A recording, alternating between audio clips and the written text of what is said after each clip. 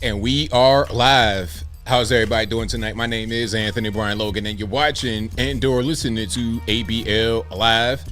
Thank y'all for joining me tonight. You could be almost anywhere in the world, but you're right here with me live on the show, and I appreciate y'all for that. We got a whole lot going on all over the internets, all over mainstream media, social media, everywhere, and I don't know where to start. First of all, you got the Trump trial still going on in New York City over the whole hush money kerfuffle. That's been a whole circus, a dumpster fire, and everything else up under the sun. We'll talk about that a little bit more a little bit later. And also, Robert De Niro, aka Bobby D, and the bunch, the corny bunch, the ridiculous bunch, the Biden administration, Michael Fanone, Harry Dunn, they were outside the Trump trial stumping for Joe Biden. We'll talk about that. We'll talk about how that ended a little bit more a little bit later. Also, Libertarians, aka Libertarians, at their convention booing Trump and a bunch of other things, including nominating the ridiculous person to be their presidential nominee. We'll talk about that a little bit more a little bit later. Also, electric vehicles. Shout out to you guys if you have one. They're not really for me. I'm not really an EV guy. I'm more of an 8-cylinder, naturally aspirated, big Ford truck, Mustang type guy. But if you got an EV, enjoy your car. But we'll talk about the boondoggle that has been $7.5 billion spent on only 8 stations from the federales. Also, the Gaza Pier, $320 million boondoggle that broke apart in 2 weeks. We'll talk about all those things and more on tonight's episode of ABL Live. And thank y'all again for being here. You guys are the best audience anywhere on these interwebs. If you like what you're hearing so far, please give the video a thumbs up, like the video, share the video, do all that good stuff. That'll help me out tremendously. We got a whole lot going on tonight. There's a lot happening. The Trump trial, they're trying to deliberate and find out what the verdict's going to be. They're saying that even if it's not unanimous, it could still be a guilty verdict. This thing has been a mess. We're going to talk about it in a minute, but it has been a mess. It really has. It's like, what in the world is really, truly happening here? I don't really know, but we're going to get into everything. But y'all know how I do first things first. Shout out to all you guys who are here, first of all, for sponsoring the show, because without you, there is no me. So shout out to y'all. But also shout out to my stream sponsors, patriotpost.us, your best source of news and information anywhere on these interwebs. Their link will be in the box, or just go to them in the actual browser bar, patriotpost.us. Also, go to my merch website, ablmerch.com. That is ablmerch.com. We got the hats, t-shirts, stickers, hoodies, mugs, and more right there on the website, ablmerch.com. Also, go to my brand new YouTube page. If you've not gone to it already, Uncle ABL, that channel is doing very well already. And I'm going to continue to make that grow. We're already past 15,000 subs. And I think by the end of the year, we can get to 100,000 subscribers on Uncle ABL. And eventually we could get to 1 million and have 2 channels with 1 million. Now, I wonder if I'll be able to get a plaque when I have 2 channels that have 1 million subscribers. We're going to see how that whole thing works. But yeah, you guys, please subscribe to Uncle ABL if you've not done so already. There's different kind of topics on there, more life and relationship based. I did one video today about the whole height thing. And there was a guy who had height surgery. This guy was 5'5" and had surgery, literal surgery on his legs to become 6 foot tall. This required 6 months of him living in a rehab facility. It's like, look, I understand guys who are not very tall, they want to be taller. Wish it was a little bit taller, wish it was a baller. I know how that whole thing goes, right? I'm not a short guy, I'm 6'3", but I understand I could be empathetic towards your pain, but that might not be the way to go. So again, you guys subscribe to Uncle ABL. I have topics like that over there, just a tad bit different than my political and news content over here on my main channel. All right. So, and I put the link right there in the chat, and as always in the description, if you want to go to it, and it's pretty easy to find as well through the link. Shout out to you, Ojo. Ojo says they don't like you. You speak the truth. Y'all know how it goes. You know, they're trying to stop me from being able to get my accolades, but you guys give me the accolades. So that's all that I need. So I appreciate y'all for being here and also for subscribing to the brand new channel. Also, go to my regular website at anthonyblogan.com. That is ANTHONY, the letter B, LOGAN.com. Go to the front page of the website. You'll be able to find articles for each video that I produce. And in each article, I'll have sources from the left, from the right, from the politically agnostic, from local, national, international, whatever you need. I got it right there on the website. As long as it's legal, I'm going to post it right there on the website. Full videos, exclusive stories, and a summary straight from me. Everything is done 100% by me. I don't have editors. I don't have copywriters. I do everything myself 100%. You guys go ahead and use that as a source. I have that website. It has ads on it, but it doesn't really make any money. That site is more for you guys to use as a resource. Also, speaking about using resources on the website, go to the contact page of the website, anthonyblogan.com/contact-us. I believe that's what it is. You can find my email address, my snail mail address, my social media accounts, my Facebook, Instagram, Twitter, never going to call it X. All those links are right there on the contact page on my website, anthonyblogan.com. And as I always say, you guys, please don't get scammed. Nobody has time for that. If I post or when I post a new video and you guys leave comments and someone replies to your comment under my video, and they may look like me, they may have my picture, they may have a name that's similar to mine, and they're asking you to do things like contact them on the 87-digit random WhatsApp number, talking about we can get rich quick. You can give me some iTunes gift cards, and we're going to exchange that into some kind of random cryptocurrency. Look, I promise that's not me. The get rich quick scams, the gift cards, the random WhatsApp numbers, things of this nature, it's not me. And you know what? The best way to be able to tell that it's not me, just get me on the phone, first of all. Get me on the phone, or better yet, get me on the video call. They might be able to do AI to get my voice, but I doubt it. I think AI is pretty smart, but it ain't that smart to get my voice. I have a really, really different voice. I've not really heard guys that have my specific voice in my life. People that may sound similar, like, okay, you're Black American, you can hear that, but you're not going to hear the different kind of speech pattern I have.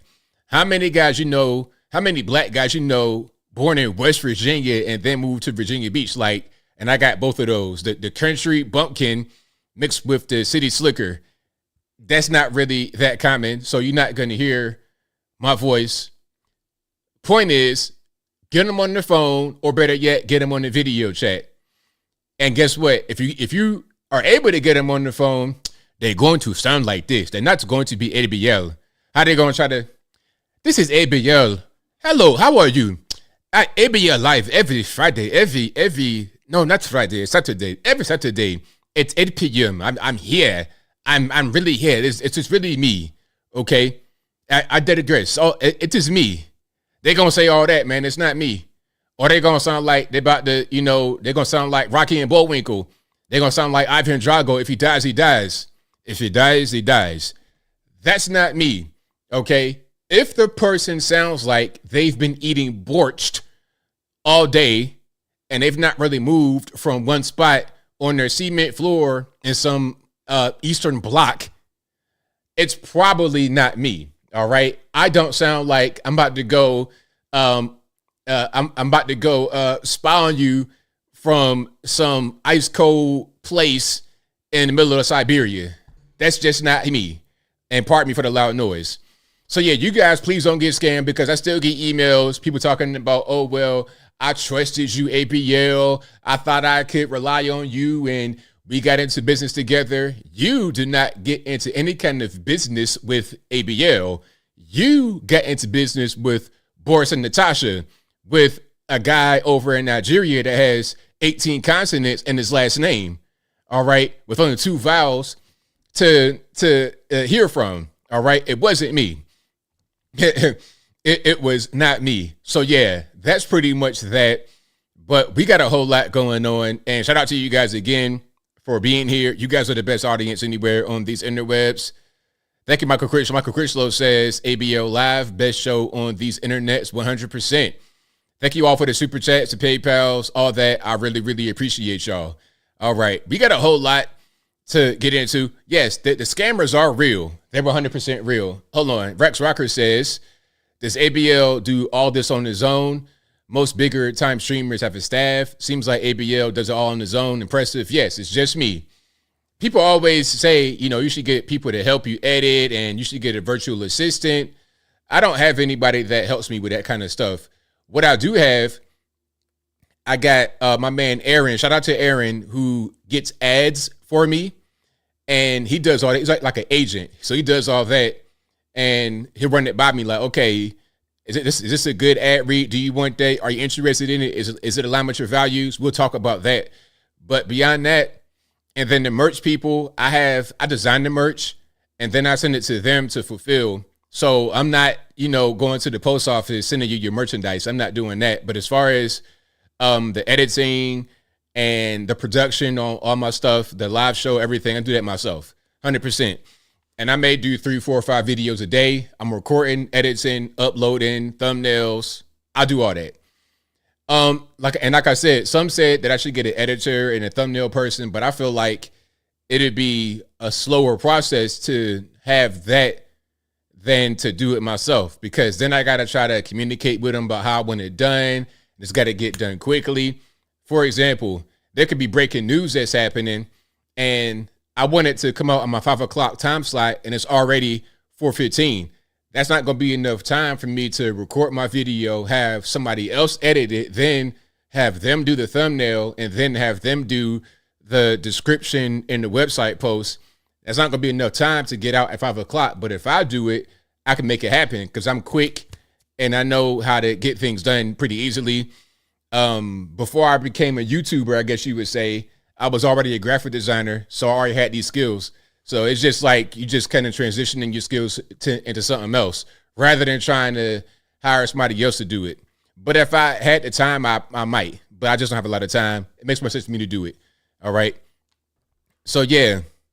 HP says, if the merch ain't sent directly from ABL, I don't want it. Hey, man, what you want me to do?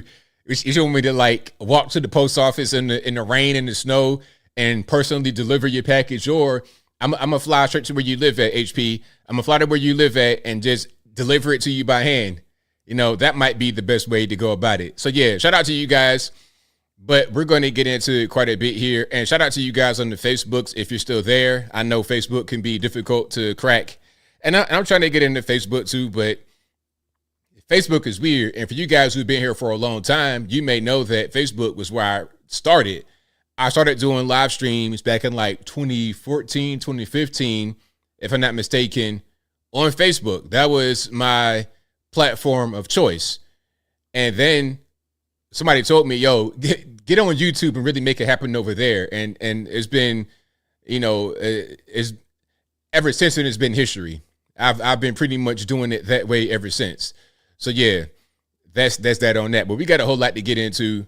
And shout out to you guys for being here. You guys are the best audience anywhere on these interwebs. NERN says, is there borscht in your store? Nah, no borscht in the store. I'm not trying to supply the Russian scammers with their nutrition. They can go get that from the babushka in their village, right? They living in the scamming village. Get the borscht from the babushka and all these kind of people over there. All right. But we got a whole lot to get into. There is a whole lot happening. Let's go to the Libertarian rally, or pardon me, the convention, the Libertarian convention. And the Libertarian convention had Trump getting booed, but they have been kind of a clown show for a minute. And I remember covering the Libertarian convention back, what was that, 2016? Now, this is when they had Scary Gary. Oh, man. Scary Gary and the guy who took his clothes off and all kind of stuff. We're going to talk about all of that. But shout out to the Libertarians. I'm not trying to attack the Libertarians. Hold on. I'm not trying to attack the Libertarians. Shout out to you guys who were there, but I think your party has been hijacked and it doesn't belong to you anymore because some of these people you've had, they're just completely ridiculous. Scary Gary is one of them. A complete nut, doesn't know what's going on. Let me show you what happened with Scary Gary. News every. Hold on, not that one. I don't want to see Young Turks. That's not really what I need right now. I think I'm going to use this video right here. There we go. That's perfect. So I'm going to show you some of the previous Libertarian conventions. Then we're going to get into what happened with Trump. All right. So here we go. This is 2016. A delegate decided to take his clothes off on stage at the Libertarian convention. And a nationally televised political convention turns into a strip show. The viral video has been shared millions of times. 7 Action News reporter Simon Shaquette introduces us to the man in the video who is defending his actions. The video you're about to see gives new meaning to the term political action. It may not get your vote, but it will get your attention. It was the live broadcast no one expected to see on C-SPAN. Now a viral sensation, a man stripping down in the middle of the National Libertarian Party convention last Sunday in Orlando. Now, this guy right here was a delegate and took his clothes off on stage. Now, I think he had his tighty-whitey still on. I don't think he got full twig and berry action. Thank goodness. You know, I'm not trying to see all that. Bad enough you took your shirt off and your pants off. At least keep your underoos on. At least keep the boxer briefs or your tighty-whities, whatever you got. At least keep those on, because we don't need to see full male frontal nudity on this Wednesday night. We don't need that at all. But I digress. The political system is so corrupt that it needs to be stripped down to nothing. That's why you took your clothes off? That's why I took my clothes off. So yeah, that happened in the 2016 Libertarian convention right there on stage. And I covered that back when it happened. A lot of you guys may have been here for me covering that particular situation. Okay. And that year they nominated Gary Johnson and Bill Weld to be their presidential candidates. Now, Scary Gary, a complete nut. Bill Weld was like a Dick Cheney, a Mitt Romney, one of those kind of guys. So-called conservative, but really a deep state warrior. One of those individuals, okay? Now, yeah, the smell Rex rocker is going to be crazy. Now, here is Gary Johnson, the nominee back in 2016 for the Libertarian Party. Do you think if you were able to get on the debate stage that you could pull even with Trump and Clinton in these polls? I do. And it wouldn't have anything to do with my debate performance either. It would just be that people would recognize that there's another choice, and that there would be an examination of me and Bill Weld as who we are and what we've done, and not based on that. I think I could stand up there for the whole debate and not say anything and emerge as a leader. But why? So basically, he was like, I can go up there, not say anything, and emerge as a leader. Well, obviously, that didn't work. Obviously, this little thing right here that you're doing with the young lady who is repulsed and shocked at what you're doing, obviously, that didn't work. Libertarians, a lot of you guys are great. You watch the stream, I appreciate you. But your party, I mean, good night. What is going on? What is really happening with them? Again, this is back in 2016, right? This is a Libertarian nominee. And then, of course, the famous line, not only the Aleppo kerfuffle, but also him freaking out at the reporter. I've given this everything I possibly can give, and that's all I can do. So if it came down to it, if you had to make a decision... Boom, I'd blow my brains out. If you're saying Trump or Clinton, is that what you're gonna say? Yeah. Yeah, baloney, that's baloney. Don't ask me that question. I'm giving people their first vote. So, unhinged. It's like, can we get somebody that's sane in here? And let's go to the Aleppo kerfuffle, because that was crazy. I remember I covered that as well back then, where he was on CNN, I believe, and they were asking him, okay, if you become president, what are you going to do about Aleppo? He's like, what's that? Over the edge is the spoiler question. Is that the one? Well, there's the spoiler question, and then there's the Aleppo question, and then there's the foreign leader question. What would you do if you were elected about Aleppo? About Aleppo. And what is Aleppo? What's that? What's Aleppo? Now, remember, this is 2016, right when the whole Syria situation is fire truck hot. And obviously, Aleppo was a big piece of this. It's a city in Syria, a place in Syria. This was a really, really hot topic. He has no idea what's going on. And if you're going to be the president, you might want to know about some of the foreign conflicts that we are involved in, especially a big one like Syria. All right. You might want to understand what's going on with that. If you're just a regular normie, I could understand why you don't know what that is. But if you want to be the president, you might want to know that.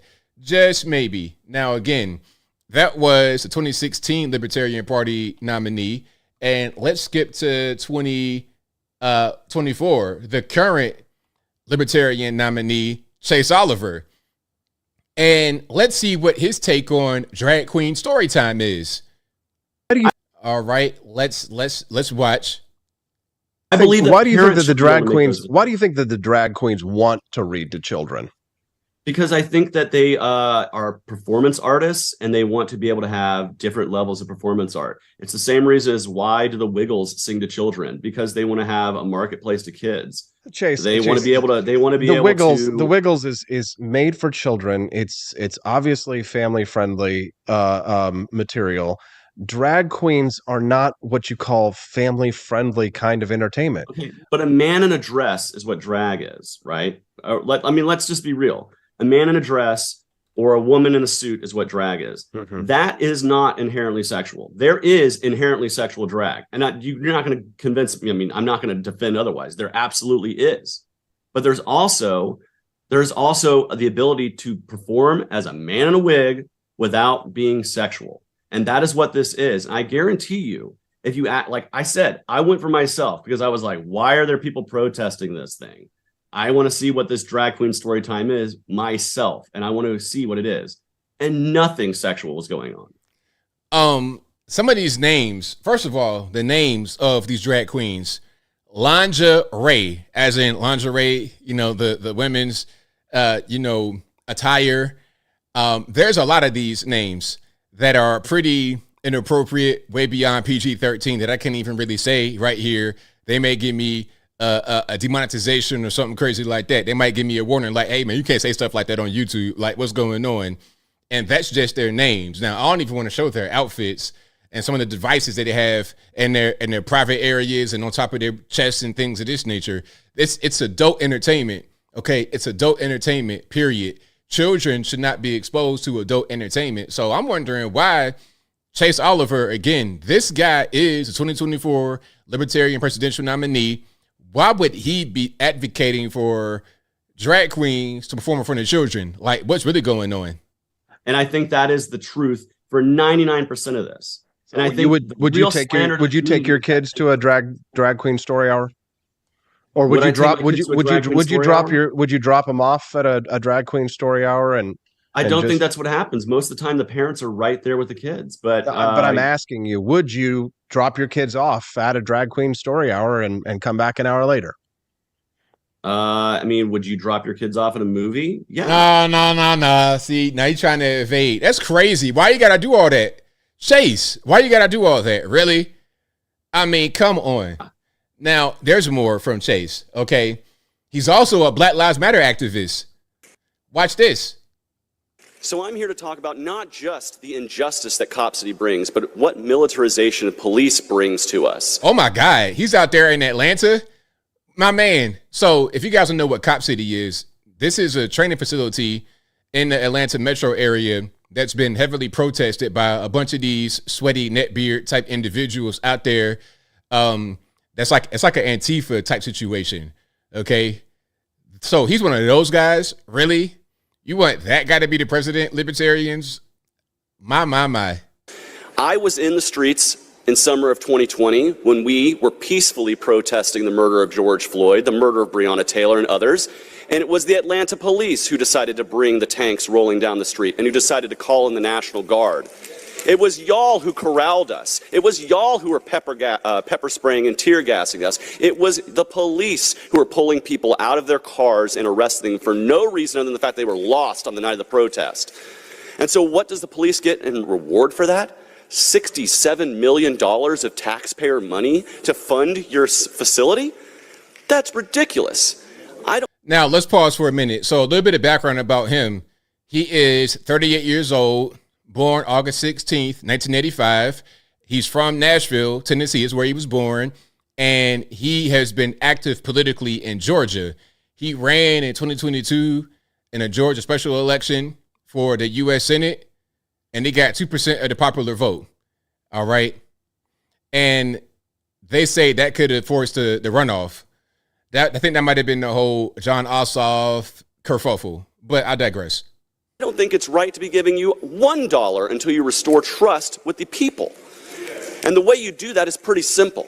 You do that by by ending qualified immunity for the Atlanta City Police so that we can get our day in court when we're done wrong. You do that by requiring your officers to hold liability insurance. So when they do wrong, it doesn't come out of the taxpayer's pocket from other services. It comes out of the pockets of the police officers who have to pay for those insurance policies. If you want to hold police accountable, there's a lot of ways to do it. But clear-cutting forests so that you can build this facility is a spit in the face of the people who have been out here speaking against it for months and months on end. Take a poll, read the room, listen to the people, and you will see that they don't want this. So there you go. That's that is Chase Oliver, the Libertarian Party's nominee for the president of the USA. He's not going to get any votes. Why would anybody vote for him? Why? Like, this guy is a stone cold stomp down liberal. This guy is more liberal than anybody that the Democrats could run. He might as well be Bernie Sanders. It's like he's Bernie Sanders' son or grandson, essentially. And a tree hugger in Atlanta, really, where you basically living in the forest. I mean, what kind of idiot? But anyway, I digress. So let's go back to the actual convention, and then we're going to see what they were doing with Trump here. And if you like what you're hearing so far, please give the video a thumbs up, like the video, share the video, do all that good stuff. That'll help me out tremendously. Yeah, if he gets 3% of the vote, I'd be completely shocked. I mean, this guy is a complete nut. I mean, even Scary Gary was better than that guy. Scary Gary freaking out, don't know what Aleppo is, sticking his tongue out. At least he wasn't talking about tree hugging and trying to protest cops and things of this nature. I'd rather a guy like Scary Gary over an Antifa member any day of the week. But anyway, check this out. Get him out! Get him out!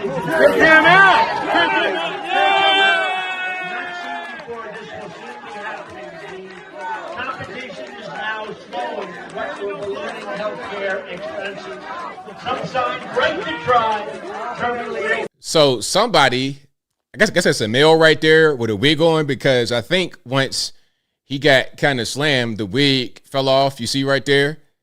You know, the roof is kind of missing. You see the wig right there, and then once he goes down, boom, the wig kind of just flies off.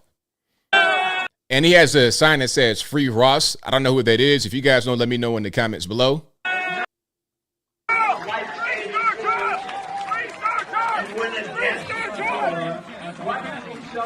Nut jobs. Like, what is really happening? What is going on? All right, let's keep on moving here. Let's get to what Trump was talking about at the actual rally. Well, not rally, pardon me, the convention.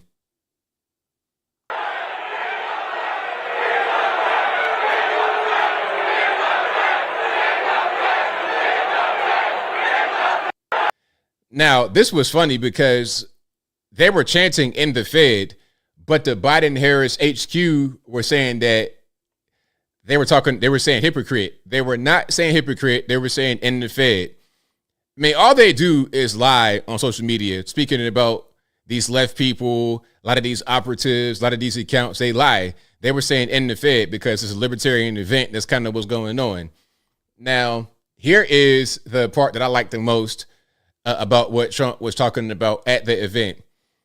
And shout out to Trump for going to the Libertarian conference, reaching out to the people that were there. You got to assume that it's going to be hostile territory, because if they like Trump, they would just go to the Trump rally rather than going to the Libertarian convention. They want their own guy. They want their own people. And obviously who they want is a tree hugging far left guy to be their representative in Chase Oliver, and not a guy like Trump. Trump is the polar opposite of Chase Oliver. Trump is an actual law and order, real candidate, a real leader for president, a proven leader in business and government, proven. Chase Oliver, an overblown Antifa member at best. But let's watch this. The Libertarian Party should nominate Trump for President of the United States. Whoa. That's nice. That's nice. Only if you want to win. Only if you want to win. Maybe you don't want to win. Maybe you don't want to win. Thank you, D-Roy. Thank you. No, only do that if you want to win. If you want to lose, don't do that. Keep getting your 3% every 4 years. The reasons for doing so, policy and politics, are as solid as the Hope Diamond. Hilarious. But he's right on point, though. It's like, look, man, if y'all want to keep losing this, fine. It's fine. Like, you have the right to do that. Ain't nobody trying to say you don't have the right to do it. If you want to vote for your cat, if you want to vote for puff of train smoke, that's fine. That's your right as an American to do that. If you don't want to vote at all, that's your right as an American to do it. But if you're trying to win and get things done, you know what the best thing to do is to vote for Trump. All right. You want to get 3%, which is really generous, actually. That was very nice of him. I don't think Chase Oliver, an Antifa member, cleaned up. Look, they basically took an Antifa member, gave him a bath and a haircut and said, okay, you be the face of our movement. There we go. And we're going to take over the Libertarian movement as a catalyst to get you in there. That's what's happening. All right. They took a stinky net beard, cleaned him up, put him out there in the front. You're going to be the leader. All right. But if you like what you're hearing so far, please give the video a thumbs up, like the video, share the video, do all that good stuff. That'll help me out tremendously. Speaking of beta males and positions of power, Pete Buttigieg. I've not heard about him in a while. The funniest thing in the world was when Pete Buttigieg was running for president. I'm like, really? Do you think you have a chance to be the president, Pete Buttigieg? Look, America does not want that. We're not prepared for that, for the president, okay? Well, no. I mean, we're not ready for a female president or an LGBTQ guy who then purchased some children with his husband. We don't, And you're like 5'5". Nothing against all the short kings out there, but America, we like tall officials. It is what it is. I'm not saying that you are less than if you are shorter than 5'10" or 5'11" or 6 foot. I'm not saying nothing. I will judge you about how you are, regardless of how you look, what's your height or whatever. I'm going to judge you on you, how you treat people, how you treat me, how you treat yourself. But Americans don't want that. So I don't know why Pete Buttigieg thought he had a chance at any rate to become the president. And it was funny how he didn't he win Iowa? I don't know how that happened. That was a fluke.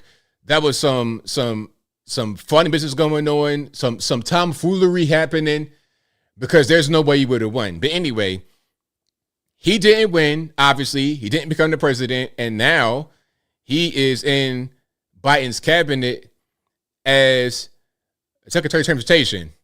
And as Secretary of Transportation, he has not really been seen. There's been all kind of the bridge disaster and all kind of things happening with the roads. I've not really seen Buttigieg anywhere, but now here he is talking about the whole EV boondoggle. Listen, there was an announcement to build 500,000. Hold on, let me see if I can find the actual article. 500,000 chargers. Let me see if I can find. They wanted to build 500,000 chargers by 2050. Yeah, matter of fact, here it is. I'm gonna show you guys this. This is their goal that they announced. Okay, from the Biden administration. Let's check it out here. So this is from the White House, right on their website, whitehouse.gov. Fact sheet: Biden-Harris administration announces new standards and major progress for Made in America national network of electric vehicle chargers. Now, check it out.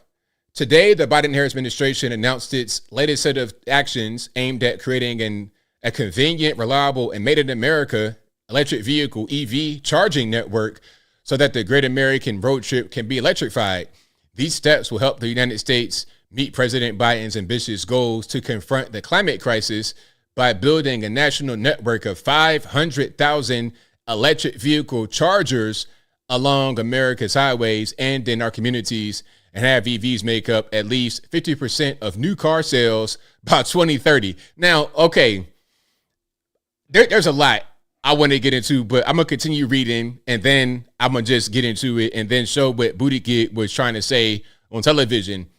Now, they want to have EVs make up 50% of all new car sales by 2030, which ain't going to happen anyway, all while advancing an industrial strategy to continue to build out the domestic EV and EV charging industry. The path to net zero emissions by 2050 is creating good paying manufacturing and installation jobs on the way. President Biden's bipartisan infrastructure law invests $7.5 billion in EV charging, $10 billion in clean transportation, and over $7 billion in EV battery components, critical minerals, and materials. Now, $7.5 billion in EV charging. This was announced back in 21. Well, 23, but really 21. 21 is when they started this, because that's when he came into office. That's when they were going to do it.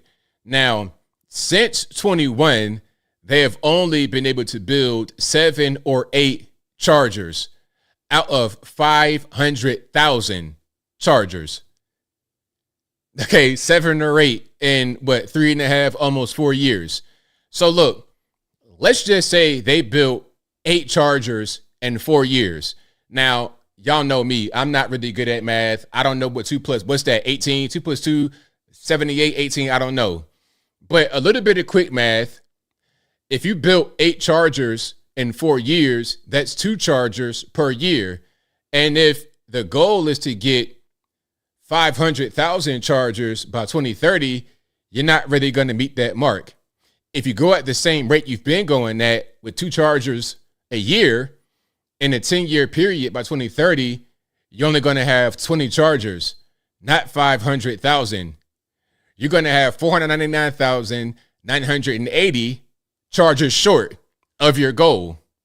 And you just spent $7.5 billion. And by the time it's over with, you probably got to spend a lot more. So far, you have spent $7.5 billion on 7 or 8 chargers. So you might as well say that's $1 billion per charger. $1 billion per charger. Now, how do you really justify that? How do you say, you know what? We're trying to make it happen. We're making inroads. Listen, if that was anybody else, if that was a private company with that kind of performance, like, put it to you this way. Let's say I'm ABL Charging Incorporated, right? And I quote a job in a certain amount of time and say, all right, look, if you give me $7.5 billion, I promise to build 500,000 chargers within a 10-year period. And by year 4, I've only built 8. Man, look, they might get me locked up. I might get locked up for fraud and all that. For fraud, they might put me in the penitentiary to make big rocks to little rocks. But because it's the federales and they can do whatever they want to do, they can take your tax money, set it on fire. It's not really a big deal. They can get on TV and say, well, look, we're trying to make it work. We're trying to make it happen. It's crazy. It's totally nuts. And you know what? EVs, listen, if you have an electric vehicle, you got a Tesla, Rivian, whatever it is, or a hybrid, hey, hats off to you. I hope you enjoy your vehicle. Hopefully it's not a burden to charge, to find a charger, or if you got a cold place or a hot place you live in, hopefully you don't have any kind of complications and everything's smooth. If you enjoy your EV, great, fantastic. But for me, I just can't do it. And when I built my house back in 2020, I thought about getting a Tesla, and I told them when they were built in the garage to put in the 240 volt right where I would park the vehicle because I might get a Tesla. So I thought about that. I thought ahead of the game, like that might be a good idea. But as I did more research, I'm like, you know what? I don't think I really want that in my garage, number one, because it could be a fire, and try putting the lithium battery fire out. Good luck with that. Good luck with that. Okay, that's going to be very intense. It's going to burn your whole house down. But beyond that, it's just, okay, if I travel, like for me, when I travel, I'm going in mountains. And when I was last on 81 in Virginia, I don't recall seeing any EV stations. And maybe there are some, like in Roanoke, Blacksburg, somewhere, maybe, but I didn't see any. And I don't really feel confident going off in the mountains in West Virginia, Western Virginia, places like that, Kentucky, and an EV. I don't really feel confident doing that. And then the time it takes for you to charge up can be, you take it forever. Whenever I go to Buc-ee's and I stop, I'm seeing people at the charging station for the EVs in the back of the store, kind of like being held hostage. 30 minutes, 45 minutes, anybody got time for that? Once I did my research, I'm like, you know what? The idea of an EV sounds great, but in actual practice, it's not as efficient as an internal combustion engine vehicle. Not yet. Maybe one day it will be, but right now it's not. And if you want to be, you know, an environmentalist, you want to be a green energy warrior, okay, that's fine. But how is your electric vehicle powered up? Coal. Okay. And then you want to have 50% EVs on the road. You're talking about EVs that weigh 30% more than regular vehicles. So you're going to have that added weight on the roads. That's going to cause more damage. Then you're going to have the tires that are going to wear down faster. So now you got to put more into the tires. There's more pollution from the tire debris. There's a lot of things that they don't really think about when you're talking about the environmental impact, not to mention the mining process. Cobalt is the new blood diamond because it's the same kind of conflict that is happening to create these things. There's wars happening right now in Central Africa, Congo, etc., because of the cobalt. And don't nobody care about that because they're not Jewish. I mean, they're not over in the Middle East. You understand? So there's a lot that goes into it, but I digress. I don't want to get too triggered and say things that are kind of crazy. Let's get to what Buttigieg said. Donald Trump repeatedly talks about... RP to the headphone users, pardon me. Donald Trump repeatedly talks about President Biden's decision to force the industry towards making 56% of car batteries electric by 2032, 13% hybrid. Listen to what he said in New Jersey recently. Do you notice he's trying to save the electrical vehicle, but not the gas-powered, which is the vehicle that everybody wants. They're going crazy with the electric car, costing us a fortune. We're spending hundreds of billions of dollars subsidizing a car that nobody wants and nobody's ever going to buy. He's not wrong. Oh, he's on the purchasing. He's not. Of the 4 million vehicles purchased, 269,000 electric vehicles were sold in the U.S. market. It's up like 2%. Every single year, more Americans buy EVs than the year. Well, this is really important. More quickly. Every single year, more Americans buy EVs than the year prior. Donald Trump. Yeah, don't nobody want that. No, nobody wants it. That's not really a thing. Well, some people want it. I'm not going to say nobody, but not 50% of cars. In order to have EVs, 50% of new car sales by 2030, and that's not that long from now. There's only 6 years. That's not a very long time, less than 6 years. We'll be there in 5.5 years. All right, that's not a long time at all. Listen, we're almost at the end of Biden's term. All right, it's already been 4 years, and it went just like that. Remember, a lot of you guys were here during the 2020 election, and we're already almost at the 2024 election. That 4 years went so quick. The scamdemic, post-scamdemic, and then living life, and before you know it, 4 years then pass. Just that fast. And then we'll be at the end of 28, and then another president will come in, and then 2030, that'll be right into another term. So it'll happen very quickly. Very, very quickly. All right?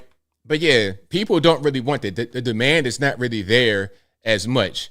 And then, speaking about cobalt and whatnot over in Congo, which is fueling the wars over there, the same thing as the blood diamonds. It's the same thing. There was a movie about blood diamonds and all of that. It was a song with Kanye.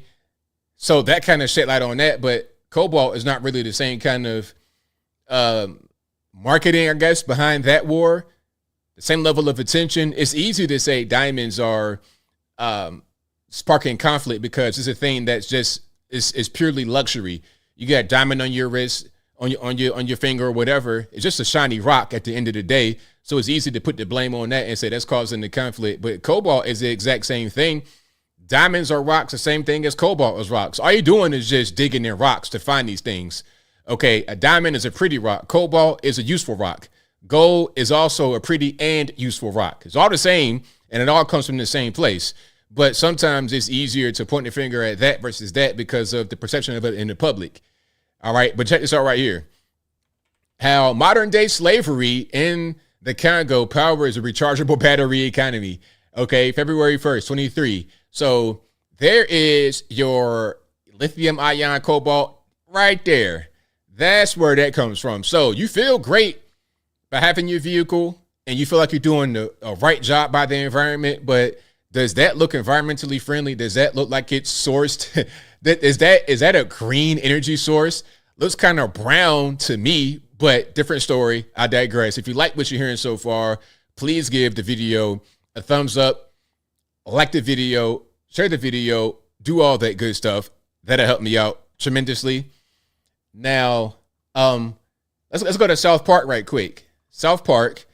I'm not gonna play. Well, I'll play some of it. This is Lizzo responding because they mentioned Lizzo in an episode of South Park, where they're talking about this new drug called Lizzo. Rather than actually losing weight, let's just take this instead. All right. Now, of course, South Park. I may need to pause at certain points. Hey, YouTube. I beg you, don't not give me a copyright strike here. No copyright strike at all, please. I beg you. All right, check it out. Here we go. I'm telling you, Sheila, these new drugs are pretty amazing. I was feeling so ashamed of myself, watching Randy go out and exercise all the time and not eating as much. But I just don't have the same kind of willpower he has. RIP to the headphone users if it's too low. And shout out to YouTube. This is not going to be getting the copyright. Which of the drugs are you on, Sharon? Ozempic, Mounjaro? Oh, no, I talked to my doctor. He said insurance would only pay for those if I had diabetes. But if you can't afford them, then how are you managing your weight? Don't you know, Sheila? Now there's a whole new obesity drug for those of us who can't afford Ozempic and Mounjaro. I've controlled all my cravings to be thinner with Lizzo. So if you guys don't understand what's happening, Lizzo is reacting to the episode of South Park where they mentioned her. They got this brand new weight loss drug if you don't want to do anything. Or let's just watch it. Let's check it out. It's Lizzo. FDA-approved Lizzo makes you feel good about your weight, and it costs 90% less than Ozempic. So basically, the drug makes you feel like it's not really a big deal to be fat. You could just be fat and happy. I've lowered my standards and my expectations. It's Lizzo. In case studies, 70% of patients on Lizzo no longer cared how much they weighed. I don't give two shits. Hey, I'm sorry for the cussing, but we got to play it. Lizzo helps you eat everything you want and keep physical activity to a minimum. Some patients report constipation while listening to Lizzo. Stop listening to Lizzo if you experience suicidal thoughts. Serious side effects may include pancreatitis, hypothermia, Hey, nah, don't do that, Lizzo. So, hey, and somebody said it right there. South Park has been grandfathered into being uncancelable 100%. Absolutely. Album! Out your ears. Are you living with concerns of obesity? Ask about the power of not giving a fuck with Lizzo. Period. And she's like, period. I guess that's a good thing. Not really caring about how big you are. You could be big as a house, about to, kick the bucket from diabetes at 25 years old. Ain't no big deal. Okie dokie. So yeah, shout out to South Park. Hey, you cannot cancel South Park. Never, never, never, never. Hold on. Can we go back to that song one more time? Let's go back to the review of the Lizzo drug one more time. Then we keep on rocking and rolling. My cravings to be thinner with Lizzo. It's Lizzo. FDA-approved Lizzo makes you feel good about your weight, and it costs 90% less than Ozempic. So yeah, shout out to, you know what? And the funny part is, while we over here joking, they may have a drug like that on the market eventually. You got anxiety about being 800 pounds covered in borscht. All right, just take some of this right here and you'll be just fine. It won't even be a problem at all. It won't be an issue. Now, let's keep on rocking and rolling. If you like what you're hearing so far, please give the video a thumbs up. Like the video, share the video, do all that good stuff that'll help me out tremendously. Now, I think this is an older video. And if you guys know who this is, y'all let me know. I feel like I recognize him, but I don't know who that is. Hold on. Let's check it out. All right. It's one of these streaming awards. This might be. I know who this is, but I can't think of his name. You guys probably know who he is. Y'all let me know who this guy is right here in the comments. All right. Time I looked at myself in the mirror and I based myself based on what I read on the comments. I felt worthless. I felt ugly. I felt gay. I felt that that time I looked at myself in the mirror and I based myself based on what I read on the comments. I felt worthless. I felt ugly. I felt gay. I felt that it's like, whoa, nah, the worthless and ugly and all that. Nah, that's cool. But the gay. I looked at myself in the mirror and I based myself based on what I read on the comments. I felt worthless. I felt ugly. I felt gay. I felt that The gasping was hilarious. So shout out to everybody in the crowd. Yeah, you can't say stuff like that. And we got Pride Month coming. It's upon us. It is upon us. Oh my goodness. I wish we could just not have Pride Month. Really. I wish we could just not have it because they do too much for Pride Month. Luckily, I live in a city that's not so LGBTQ, elemental P, X, Y, and Z focused. And I don't have to have this LGBT stuff just shoved in my face all day long. Rainbow sidewalks and the Pride Fest are the worst because a Pride Fest ain't gonna be nothing but a bunch of men sword fighting in the middle of the street. That's what that's gonna be. Okay, that's all that's gonna be. A pervert fest. But anyway, speaking about the rainbow sidewalks, 19-year-old Dylan Brewer was charged with a felony for allegedly doing burnouts on Alphabet Community's mural in Delray Beach, Florida. Now they claim he caused over $1,000 in damages, but the alleged tire marks have vanished. So look, if you do burnouts on the crosswalk and the marks are gone, how was there any damage? And at a certain point, it's no harm, no foul, right? I don't really understand. And why is it a crime to do burnouts anyway? It's a road. You're driving your car on the road. I wanted to bring you an update on a story I brought to you back in February of this year. You guys might recall I covered this incident that took place in downtown Delray. This is the LGBT whatever mural you want to call it these days. It is in the center of downtown Delray, obviously poorly maintained. But interesting enough, Palm Beach actually charged a 19-year-old with allegedly doing burnouts on this mural. Now, like I mentioned, it's badly maintained. They hit him with a felony charge, claiming he caused over $1,000 worth of damages. And interesting enough, those tire marks they allege that he created, they actually naturally faded away. Now, keep in mind, we are a beach town, so obviously there's a lot of sunlight in the area. So they did fade away, and then new burnout marks did appear. Now, he has not had those charges dropped against him, even though the marks disappeared, and obviously, as you could tell, they needed to repaint over it anyway. Currently, though, it looks like there's signage all around the area saying that they are going to paint over this mural, and we don't know if it's still going to be the same rainbow nonsense they have on it right now, but they will still be doing some type of construction in the area and painting over this. But interesting enough, the suspect in this case is a 19-year-old named Dylan Brewer, like I mentioned earlier, and Dylan is charged with a felony. Those charges are still pending. Look at that, y'all. Alpha Chad all day long. Shout out to you, man. Hey, we got your back. Don't let them just, bully you. You keep doing what you're doing, sir. You out there with the truck doing your donuts. Keep doing what you're doing, my man. So shout out to him. It should not be a felony charge for doing burnouts on the road. It's the road. I could see if you hit a car or somebody, but you're talking about tire marks on the ground. Really? It's crazy. A felony. Yes, that's what they said. Ridiculous. So yeah, shout out to him.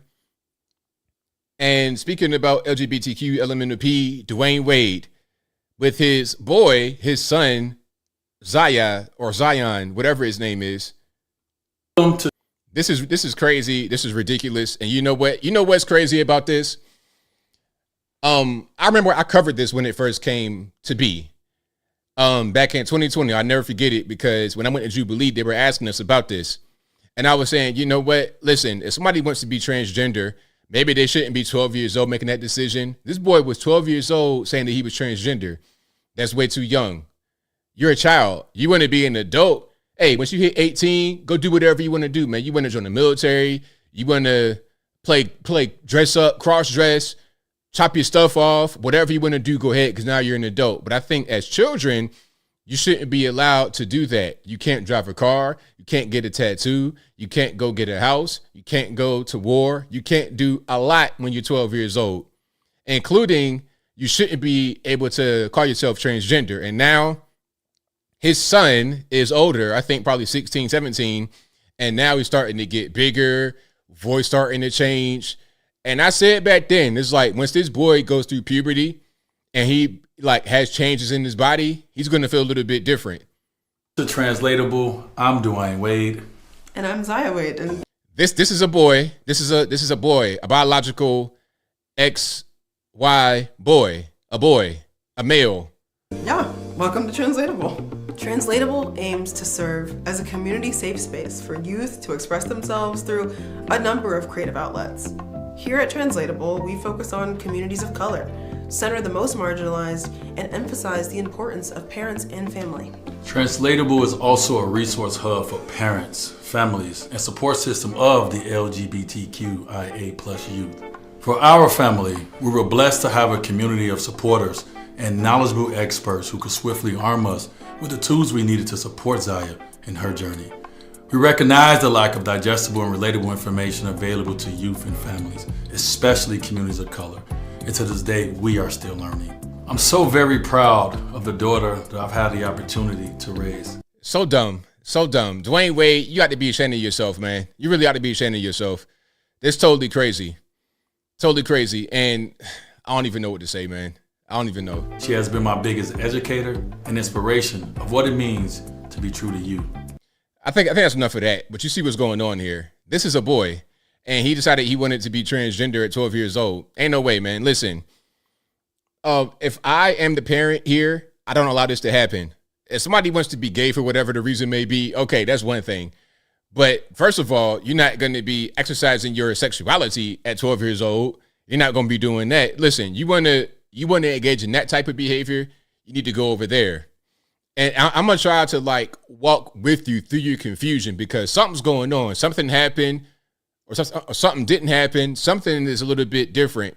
If you're having those kind of feelings at 12 years old, let's work through it. People go through times where they kind of confused about what's happening. And it may not be about their gender identity. It could be about something else. At a certain point, they used to be called a mental illness, but now we've gotten away from that and we just kind of play into it. And if we say, hey, let's get help for your mental illness, that's all of a sudden a problem. Okay? That's all of a sudden a problem. And then for other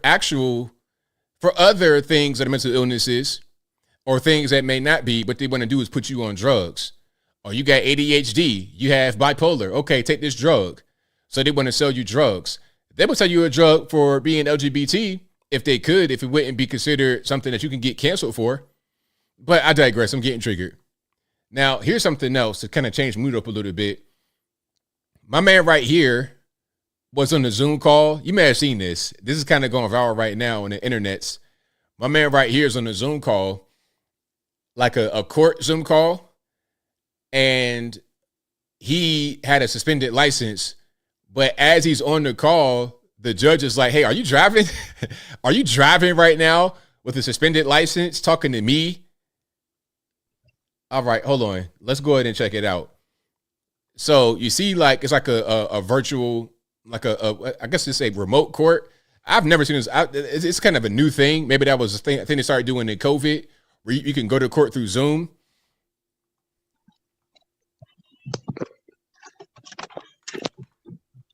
Look at the judge. The judge is like, really?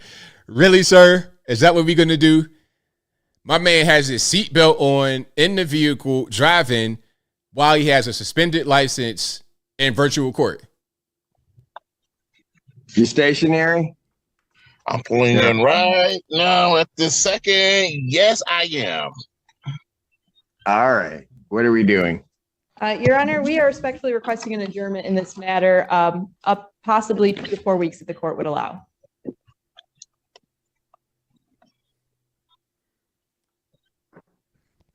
Okay. So maybe I don't understand something. This is a driving while license suspended? That is correct, Your Honor. And he was just driving. and he didn't have a license. It's like, what's going on? Like, is it a joke? Am I being pranked? Like, what's happening? You're in this courtroom virtually for not having a license, but you're literally inside the car with your seatbelt on, and you were just driving. Look at my man's face. It's like you don't understand what's going on. Is with the charges, Your Honor. Yes. No, I'm looking at Yes. his record. He doesn't have a license. He's suspended and he's just driving.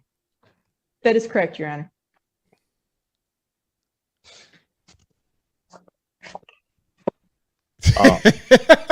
Yeah, he's just smiling. The judge is smiling. Yo, if the judge says that, if the judge says, hey, he has no license, but I just literally saw him on the Zoom driving, then he starts smiling. Oh, you're going to jail. You're going to the penitentiary to make big rocks to little rocks. Oh, you done. You better get your boots all the way smoked like a whole hog on the steak. You're getting your boots smoked, sir.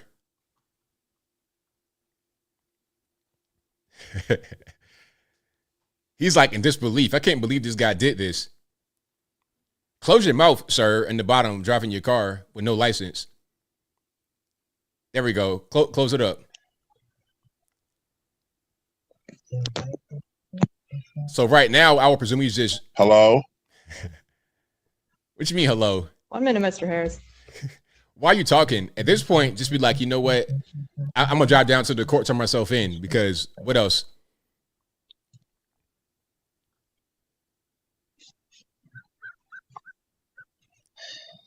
I don't even know why he would do that. So defendant's bond is revoked in this matter. Defendant is to turn himself into the Washington County Jail by 6 p.m. today. Failure to turn himself in will result in a bench warrant with no bond. That's what you mean. Like, oh, man, I can't. Yeah, you tripping, Judge. You doing too much. Sir, you're in the car on Zoom with your seat. Well, at least, hey, you know what? I give him a little bit of credit. At least he's wearing the seatbelt. Okay. License suspended, driving in court in front of the judge. But at least you're driving safely. Right? Okay. And he was going to the doctor's office. So he's trying to get himself together, getting his health under order, and he's wearing the seatbelt. So he's safe and trying to look out for his health while driving with no license. This reaction, I can't believe it, sir. Thank you. Thank you, Your Honor. Mr. Harris, I'll be giving you a call. Okay. Sir, my goodness. So yeah, that was in Michigan. I don't know if that was Detroit. I don't know where that was, but yeah, that was that. My man. Wait, what Noah say? I would have started buffering. Yeah, I'd have started freezing. I would have held that mouth open pose forever. And they would have caught my name. I've been like, I don't know what's going on. But really at that point, it's over with. They caught you. How dumb you gotta be, man. Like, you don't have no Uber. You can't just catch a ride, call somebody, hey, Frank, hey, Charlene, can I please get a ride to the doctor's office? Because I don't got no license and I gotta go to court. Or maybe just postpone your doctor's visit. I don't know, man. Guys are not dealing with a full debt, man. The IQ is room temperature at best. But anyway, I digress. Let's go back to New York University, NYU. Let's take a look at what some of these individuals are majoring in. All right, you ready for some of these majors? The majors are crazy. Let's check some of them out. All right, hold on. Let's put it up on the screen right here. And these are the individuals that are going to want to have their student loan debt forgiven. I feel like if you major in something like this, there shouldn't. You know what? I'm going to say what I got to say at the end.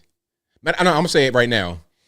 If you major in something like queering and decolonizing theater practice, I'm reading. Listen to me now.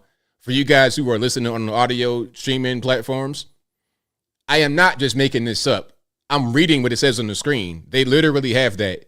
You know, I talk about underwater lesbian basket weaving. This literally says queering and decolonizing theater practice. Is what it says on the screen. if you major in that, there should have been a warning like, okay, Miss Gomez, you're not going to really be able to get a job with this. And you're going to have a crazy amount of debt. These students go to New York University. Hold on. Let me just show you guys or tell you guys how much it costs to go there. Okay, let's see. NYU tuition. And I doubt that you have a scholarship in major in that. $58,000 a semester or hold on. So it says if you're a resident, hold on. Let me just make sure. Let me say I'm saying the right thing. So no, it's more than that. If you go and you like live on campus, you're paying $82,000 a year. 82 grand if you live in New York. Okay, $82,000. Tuition by itself, $55,000. $55,000 just for tuition by itself. So if you just happen to commute and you don't even live on campus, you're paying $200,000 for 4 years, if I'm not mistaken. Yep, and you will to with $55,000, $200 grand. You have a mortgage on your back, and you major in this. But I'm getting triggered. Let's just watch some of these. My name is Jacob, and my concentration is environmental science and sustainable business. Hi, my name is Lex, and my concentration is the performance of self. Performance of self. Hold, wait, what? My name is Lex, and my concentration is a performance of self. Okie dokie. Of self. Hi, I'm Gabrielle. My concentration is creative direction, production, and narrative through the arts, performance, and written word. Hi. A poet. I see plenty of poets on the subway in New York urinating right there on the ground to give you about 18 hot bars. And you pay 200 grand minimum to get that degree? Really? Hi, my name is Karina Gomez, and my concentration is in journalism and Latin American studies with an emphasis in human rights, collective memory, and political violence. Hi, my name is Stephanie Lee, and I studied the sociology of environmental communication. Hi, my name is Reed, and I study music business and gender studies. Hi, my name is Dominique, and I studied care politics with a minor in disability studies. My name is Elliot Wright, and my concentration is art as a social mechanism. Hi, I'm Georgia, and my concentration is dramatic writing and theatrical adaptation. My name is Noah Loyacano, and my concentration is equilibrium or negotiated paradox. What is that? What is equilibrium or negotiated paradox? Like, maybe that's just too big brain for me. Listen, some of these kids are very smart. Don't get it twisted. Some of these kids are very, very smart going to NYU. But what is that? What is equilibrium or negotiated paradox?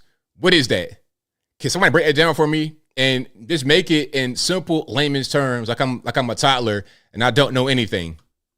Hi, my name is Sophie Lopez, and my concentration is titled Queering and Decolonizing Theater Practice. Hi, my name is Maya, and my concentration is journalism, post-colonial studies, and psychoanalysis. Hi, I'm Eloise. I'm graduating with a concentration in philosophy of science and theater. My name is Amina, and my concentration is titled The Criminal Mind, which is surrounded on criminology and applied psychology. Hi, my name is Juliana. My concentration is international business and fashion through sustainable development. Yay! So yeah, those are some majors at NYU. Alrighty, those are the majors. Now, some of those majors might be able to have a good career, but some of them, like, what is that even really? What is that? Useless degrees? And look, you might as well just say underwater basket weaving. It might as well be the same thing. And the crazy, but again, let's just focus on what needs to be focused on. The money, at least 200 grand. Bare minimum, and really more than that. What is that? It's 55. So you're talking about $220,000 for 4 years, and that's if you graduate in 4 years. It might be 5 years. 300 grand, 400 grand. A mortgage on your back with a degree, basically in underwater lesbian basket weaving. That's basically. Look, I heard a lot there. Some of them made sense a little bit, I suppose, but 90% of that. I heard underwater lesbian basket weaving. That's what I heard. DJ Zeffy says, my concentration is why straight people are bad guys. Hilarious. Hilarious. And shout out to my man. And I know I'm going to butcher your name, and I'm sorry. Marcelecha, who says ABL with a salute. Thank you for your donation, man. Definitely appreciate you. I know I butcher your name, but don't blame me. Blame the white man because it ain't my fault. Ruth Marsano says, hi, my name is ha ha ha, and my concentration is underwater basket weaving. There you go. All right. Yeah, NERN says, we the taxpayers will concentrate on why we have to pay your loans. Exactly. There'll be the same ones out there say, hey, we need loan forgiveness. Well, if you didn't major in Roach-Motel studies with concentration in political science of Jupiter, then maybe you wouldn't be in debt and maybe you would have some type of way to pay your loans back. And those student loan payments, oh my goodness. Like, can you imagine how much those payments are? You know how much a mortgage is, and you're not getting that interest rate from them. Listen, them payments are going to be crucial. Oh my goodness. And the thing about it is they can garnish your wages, take your tax returns, and do all of that. They could go into your bank accounts and straight take money out. You owe student loan debt. Student loan debt is almost as bad as owing child support. They could do everything with child support that they could do with student loans. The difference is you can't get locked up for student loan debt. That's the only difference, but they could do everything else. It's crazy, man. But anyway, now speaking about college, Harrison Butker doubled down on his comments, and as he should. Shout out to Harrison Butker. Let's go ahead and watch some of this. If it wasn't clear that the timeless Catholic values are hated by many, it is now. Over the past few days, my beliefs, or what people think I believe, have been the focus of countless discussions around the globe. At the outset, many people expressed a shocking level of hate, but as the days went on, even those who disagreed with my viewpoints shared their support for my freedom of religion. In my 7 years in the NFL, I've become familiar with the positive and negative comments, but the majority of them revolve around my performance on the field. But as to be expected, the more I've talked about what I value most, which is my Catholic faith, the more polarizing I have become. It's a decision I've consciously made and one I do not regret at all. If we have truth and charity, we should trust in the Lord's providence and let the Holy Ghost do the rest of the work. Our love for Jesus and thus our desire to speak out should never be outweighed by the longing of our fallen nature to be loved by the world. Glorifying God and not ourselves should always remain our motivation despite any pushback or even support.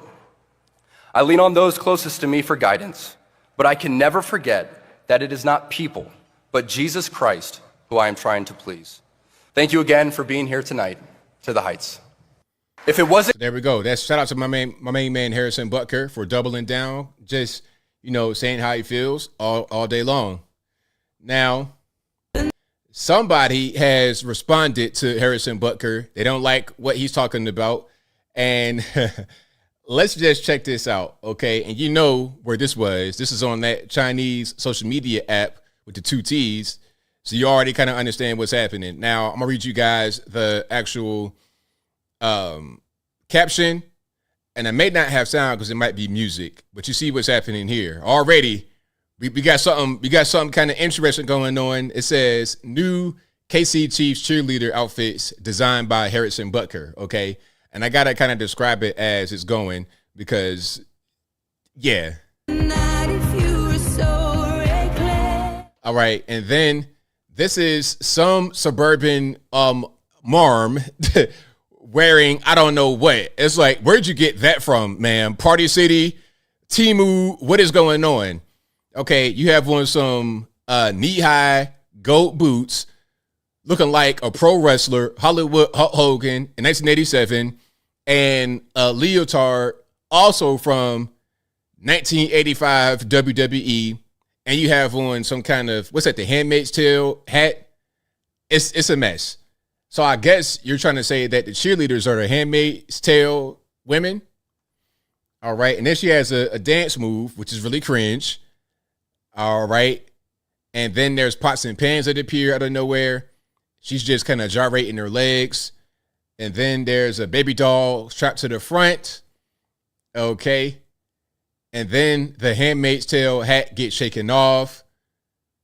And she's jumping around with the pots and the pans. Now listen, ma'am, can you please get out of them folks' street?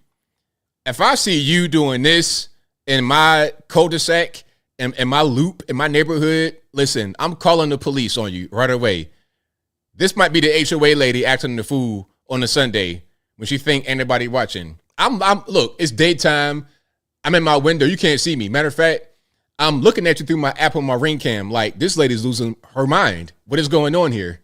All right. But let's get back. Let's get back to it. And please, y'all, don't do stuff like this, man. Social media, I understand it's kind of crazy, but y'all don't do stuff like this, man. Please, I beg, y'all, don't do stuff like this. You jokes. But let's keep on watching. All right. And then that was that. Oh my goodness. Yeah. So somebody does not like what Harrison Butker was talking about. Yeah. I don't want you nowhere near my kitchen or my house.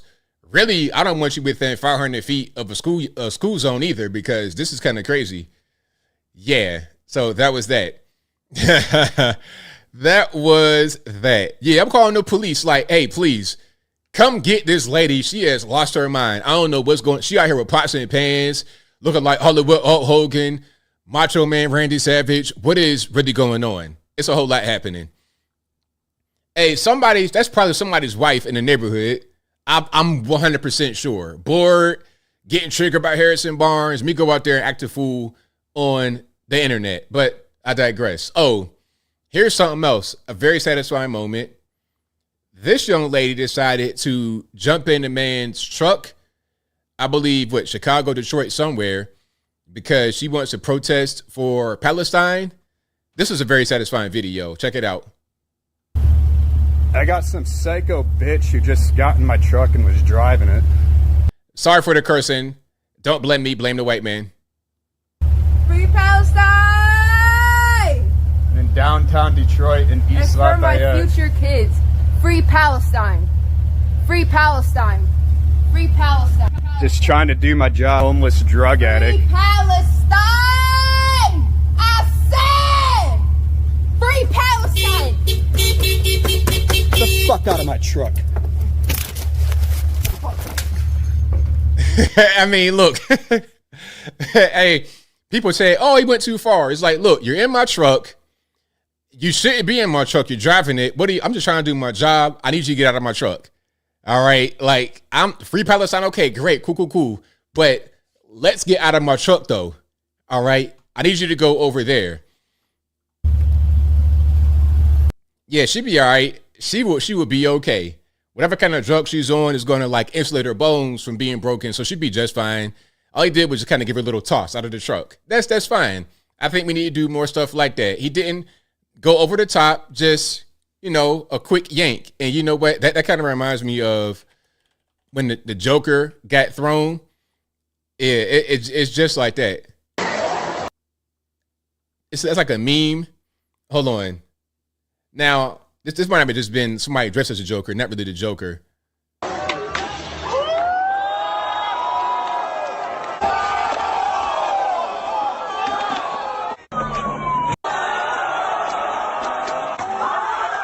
Yeah, there we go. That was it right there. It reminded me of that situation. So shout out to her for getting thrown out of the truck.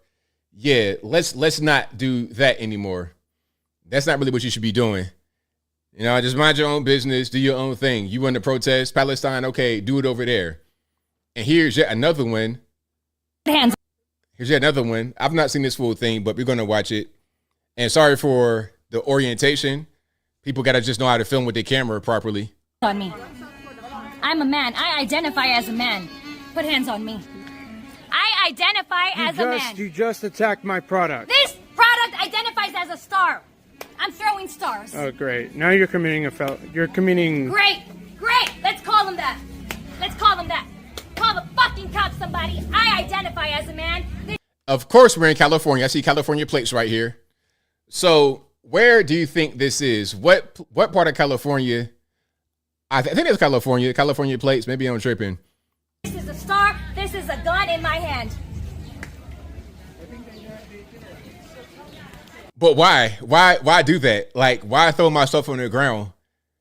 I don't really understand. People are crazy, man. Mental health is really real.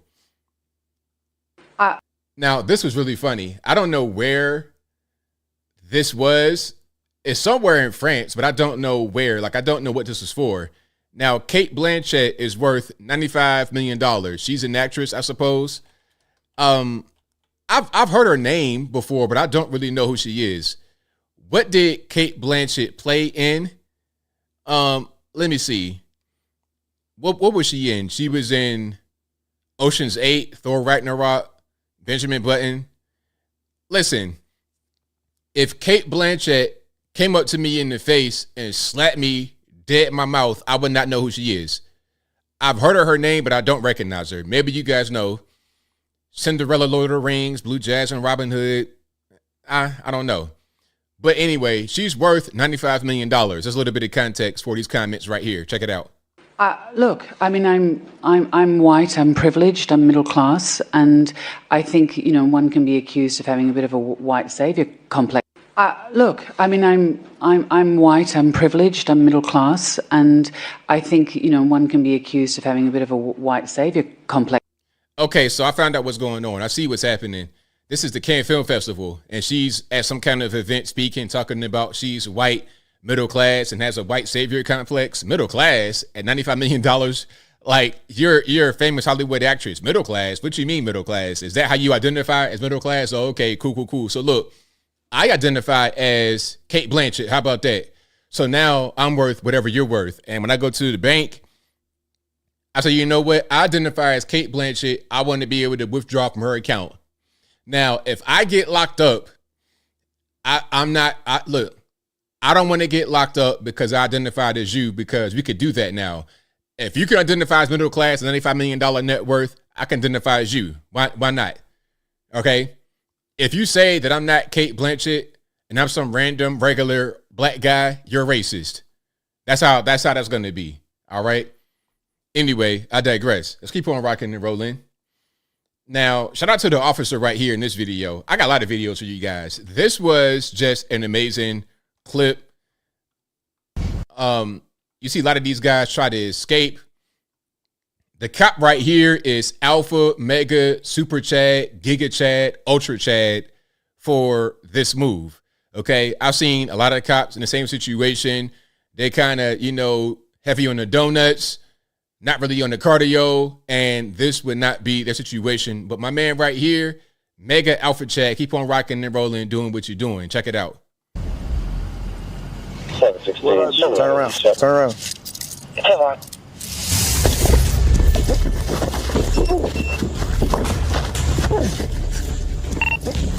403 dispatch, signal 7 in front of the Yellowstone.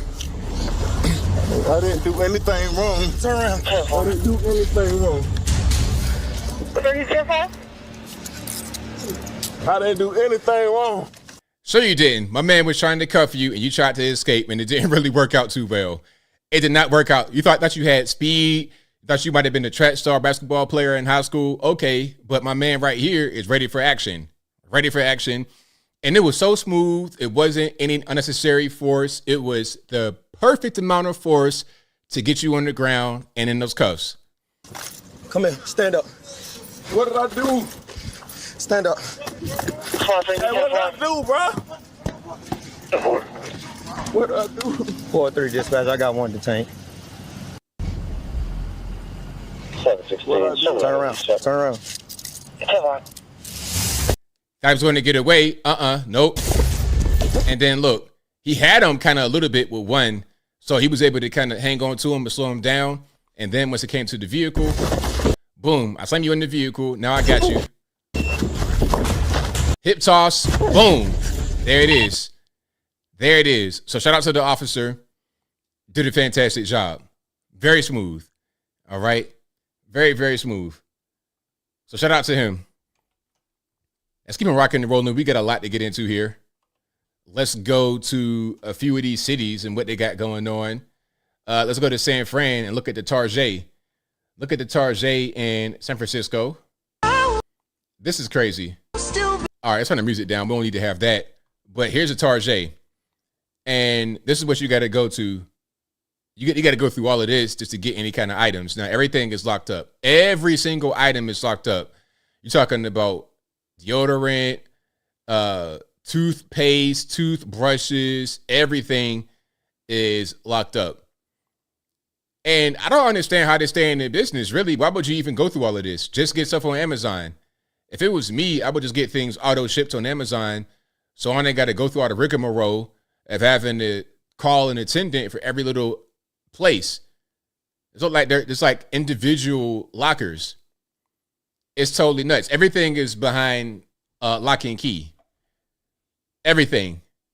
And obviously what happens with a place like San Fran is because there's no penalty for stealing below $1,000. And really, at a certain point, there's probably not a penalty for stealing at all. You could go in there with a whole trash bag, like supermarket sweep, and take whatever you want and bring it back to the house and sell it. You could take whatever you want and have a stand right outside the store and sell it for lower than what it is in the store. Everything is locked up. If it's me, I go to Amazon, get everything on auto ship. I don't want to do all this rigmarole. Not at all. All right. And then, the smell in there is going to be crazy. You got all these homeless people smoking crack all day. It's going to be a mess.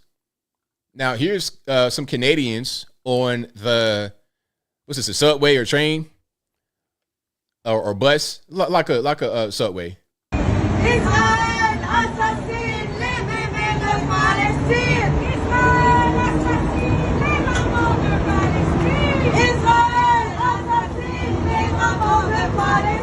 Montreal.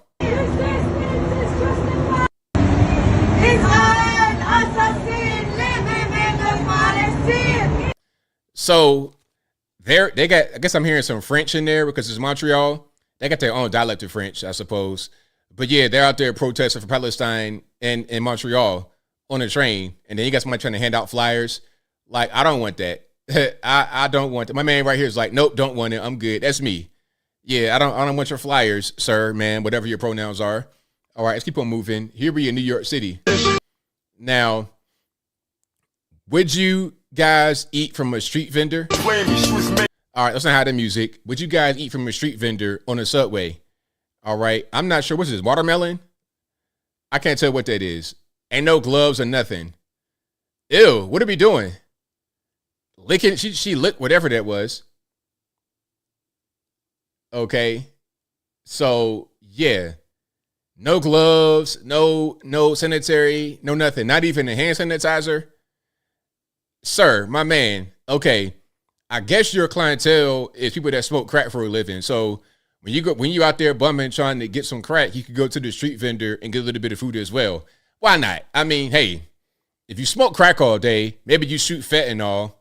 It's not really a big jump to go to a street vendor who has no type of sanitary equipment and get the food from her. It's better than digging in the trash can, I suppose. So that's crazy. I've never seen a junkie get served some food before in my life. But hey, first time for everything. Okay, is that a mango? Yeah, it's crazy. it's totally nuts. Yeah, Subway eat fresh, right? Fresh. That's a little bit too fresh for me. Okay, you fresh out of gloves to wear. Now here we are, Portland, of course, again. This car is completely junked out. The car is beat up. I'm talking about it's junk all over the place. It's tagged up with graffiti. Its windows broken out.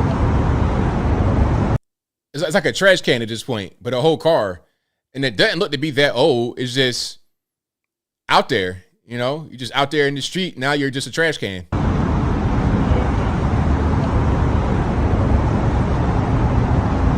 And more cars right next to it. And it appears to be an area with traffic. It's not just like some kind of dark corner. All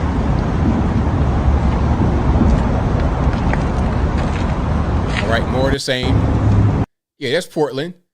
I don't know how you guys do it, man. A lot of you guys live out there in these areas. I could never. I would never, man. If I had to go past that, man, that's just not very accommodating. Here's downtown LA. Here in downtown Los Angeles, and right behind me is a graveyard full of clothes from abandoned and burnt down clothing building. And as you can see, people are coming here, just like this guy himself, to grab some clothes because there are literally thousands and thousands of shirts and pants or shorts. However, the majority of this stuff, as you can see right here, the majority of it is all burnt, and you can see the remnants of what was the building right here. There's literally the wood that has been burnt, and this is only a few blocks down from downtown Los Angeles. This is on Main Street here in Los Angeles. We're about a few blocks down from 4th and 5th Avenue, and there's literally a graveyard full of clothes. And now this is also a place where a lot of people come and sleep. We were just talking to this man right here. This is also a place where a lot of people come and sleep because they prefer sleeping in here where it's a little bit softer and it's not as hard compared to sleeping on the cold concrete in the middle of the night. This goes from... My man, I would not touch anything in there. If they go in there and they sleep, you don't know what is in there. I mean, it could be all type of... I don't even want to imagine what's in there.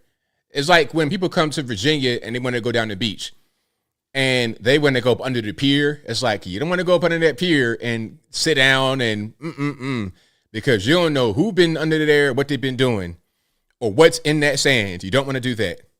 One block all the way over to the next block. And this is in downtown Los Angeles, and things are not looking too great right now. So my question is, why can't they just clean that up? Like, what is the problem? Why can't they clean that?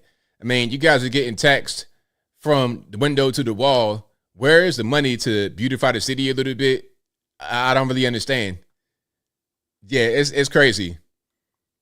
It's a mess. Yeah, but I wouldn't touch anything. I wouldn't even if I had steel-toe boots on, I wouldn't even go in that pile of garbage, let alone touching with my bare hands. Ain't no way. Ain't no way. Now here we go, California again. This is Oakland. Oakland is even worse than Los Angeles.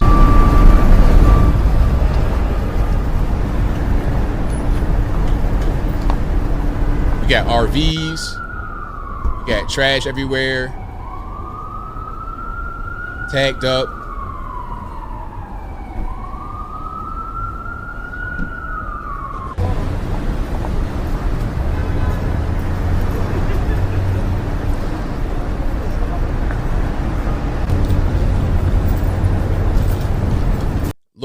Little shacks, basically.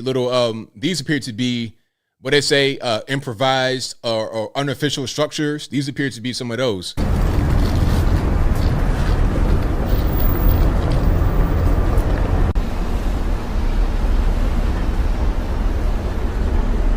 Third World USA. These are like little shacks they've built. I don't know where this is. Some kind of back alley, some kind of parking lot. I don't know what this is, but these are like little shacks that they've built.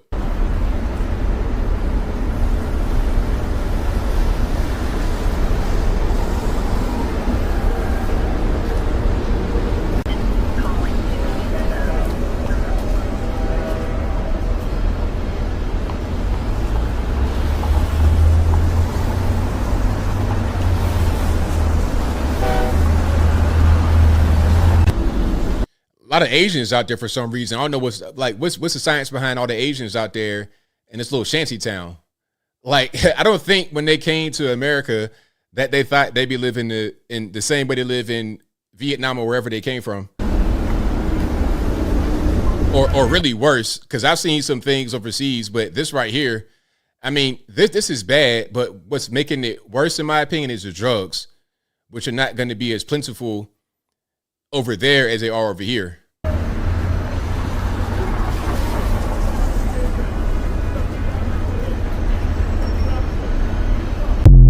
So yeah, that's what's happening out there in Oakland, California. Is that little Chinatown? Is that what that is? Yeah. Hold on, Mumbai, India. That's what that is. That's what it looks like. Yeah. The India call said, hold my beer. Yeah, Mumbai is a whole different level. But you're dealing with a lot more people in a whole different situation over there, obviously. Yeah, that's a real slum. That's a real slum over there in Mumbai. Yeah, that you can't really top that unless you go to Africa or somewhere like that. But America was always a place of the best living conditions, the best quality of life. That's starting to rapidly change. That's rapidly changing every single day. Tijuana looks better. I bet it does. I bet it does.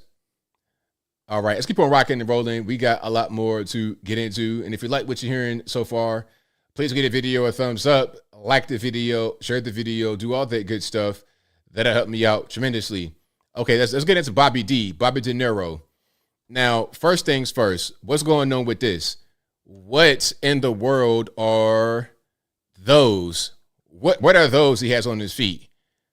Like, what in the platform pimp shoes? What in the stair lift? What is going on? How do you have platform Oxfords? What is going on here? Like, now I was told that this is for the Irishman because the guy was taller than Robert De Niro, but this is really nuts. Like, what in the world's going on? Do you see these shoes? That's your man, Robert De Niro. Now, of course, he was outside of the Trump trial with the Biden administration, and I'm glad they went ahead and said that's what it was. He wasn't just out there for no reason. He was out there with Michael Fanone, the J6 cop, also Harry Dunn, another J6 cop, and they were talking about how Trump is a threat to democracy, all this, that, and the third. And I don't know exactly where he had these on, but that is your man. Okay, it's Ron DeSantis. Nah, these right here are egregious. I mean, you're talking about half a foot on a platform. That right there would have my balance all the way off. I'll be stumbling like Humpty Dumpty, falling down on the concrete with those on. That's not a very good look. But shout out to him for being able to get those on his feet. Anyway, let's check this out. Well, some of this. I ain't gonna watch the whole thing. For terminating the Constitution, and on January 6th, rallied an angry mob to threaten democracy, leaving death and destruction in its wake. That's why I needed to be involved and wanted to be involved in the new Biden-Harris ad, because it shows the violence of Trump and reminds us that he'll use violence against anyone who stands in the way of his megalomania and greed. But it's a coward's violence. You think Trump ever threw a punch himself or took one? This guy who ran and hid in the White House bunker when there were protesters outside? No way. He doesn't get blood on his hands. No, he doesn't. He directs the mob to do his dirty work for him by making a suggestion, an inference. And his gang grovels and follows his obvious order. It's no surprise that the murder rate and other violent crimes peaked under Trump and are falling under Biden. And now he's promising to use our own military to attack U.S. citizens. That's the tyrant. Yo, the people in the background are not really feeling it. He's out there reading a sheet of paper. He's just being heckled the whole time. Michael Fanone, the guy behind him, is just sitting there staring at him. And I heard Michael Fanone was an Iranian national. Like, that's interesting. That's an interesting little twist. I didn't know that. I thought he was just a regular white guy, but they said he was an Iranian national. Very interesting. All right. And then we see some of the protesting that he was getting. And, you know, we got a little bit of cussing, so if you got little kids, cover their ears. You are gangsters. You are gangsters. You're washed up. Fuck you. You're a little punk. You're a softy. You're a nobody. Your movies suck. You're trash. You're trash. You're done. You're done after this guy. You're done. So yeah, the New Yorkers were not really feeling Bobby D. They were not feeling the Biden team coming out there outside the Trump trial. They were not really feeling it too tough at all. All right, getting into little shouting matches and whatnot. They were not really feeling it. All right, and then you got the Biden team out here refusing to answer questions. All right, this was really cringe. Just the same thing. You got a Corinne Jean-Pierre stand-in not answering questions, and you see Michael Fanone and then Harry Dunn, also a J6 cop, looking like my man from the Batman. What's that, Mr. Freeze? You know what I'm talking about from Batman. But anyway, check it out. Do you consider Trump a threat to all these wars Biden has gotten us into? Any media questions? Is this a weaponization of the Justice Department, sir? Any media questions? You want to answer the real questions, only the fake news? Do you Is President Trump a threat to all these wars Biden has gotten us into? Any media questions? So I guess you can only answer questions from certain people that are approved to ask, because you don't want to really get too deep into the weeds of what's really happening. A mess, a complete mess. All right, let's keep on rocking and rolling. We got a lot more to get into. Let me see. Carolyn Levitt had a good response to all of that nonsense. What you just heard from is a desperate and failing and pathetic campaign who knows that they are losing. Joe Biden's sending his campaign outside of this criminal courthouse. It is a full-blown concession that this trial is a witch hunt that comes from the top, comes from Joe Biden, and he is using a far-left district attorney in this city, Alvin Bragg. This case would have been laughed out of any other courtroom in America. Legal scholars on both sides of the aisle, even liberal legal scholars, agree there is no crime, there is no case, but Joe Biden knew he could use Alvin Bragg, who is sitting in that courthouse today, wasting away the tax dollars of the hardworking people of this city to go after Joe Biden's political opposition. And the man overseeing this case is a corrupt and highly partisan and crooked judge who is highly conflicted for reasons that President Trump can't even talk about, because this judge imposed an unconstitutional gag order on the former president of the United States and the leading frontrunner in this election. This is a disgrace. President Trump has been locked up in that courtroom for 6 weeks, but guess what? The American people see through this witch hunt and this scam, and that's why President Trump continues to rise in the polls. That's why he pulls a crowd of more than 25,000 in the deep blue Bronx. That's why he pulls a crowd of more than 100,000 in deep blue New Jersey. Everywhere he goes, everyday Americans, not elitist, out-of-touch Hollywood actors like Robert De Niro, who have no idea the real problems that people in this city and across this country are facing. President Trump is backed by the hardworking men and women of this country, and I could not help but laugh when Joe Biden's spokesperson actually came out here and accused President Trump of being the threat to democracy. Joe Biden is the real threat to democracy. He is weaponizing our justice system. Look at all of you. This is a communist show trial. There are real problems in America, and you are all out here covering this because Joe Biden is weak, he's pathetic, he's a threat to democracy, not only with this weaponization of our justice system, but with his wide open border invasion that is allowing a mass invasion of illegal people into this country. Terrorists, criminals, our economy is in shambles, we are heading towards World War III. Those are the issues real Americans care about. That is why President Trump is going to win this election, and ultimately he will be vindicated of this sham crooked trial because he has the truth on his side and he is an innocent man. There we go. There we go. Very well said. Shout out to her. Shout out to her. Very well said. Right on it.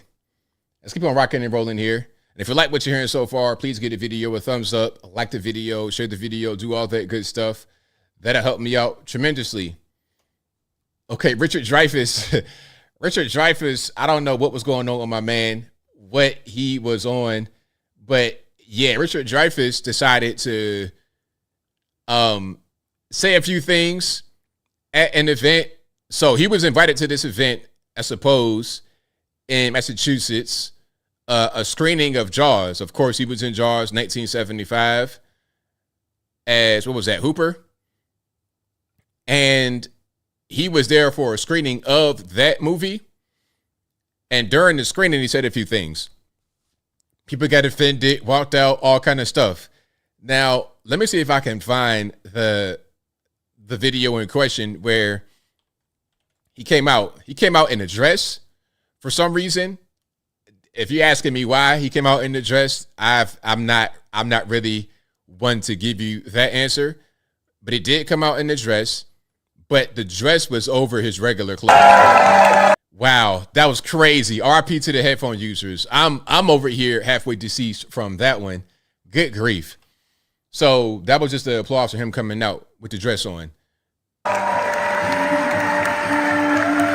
Now he's out there with the cane and the dress, and he has on regular clothes up under it. Some kind of Miss Doubtfire type situation.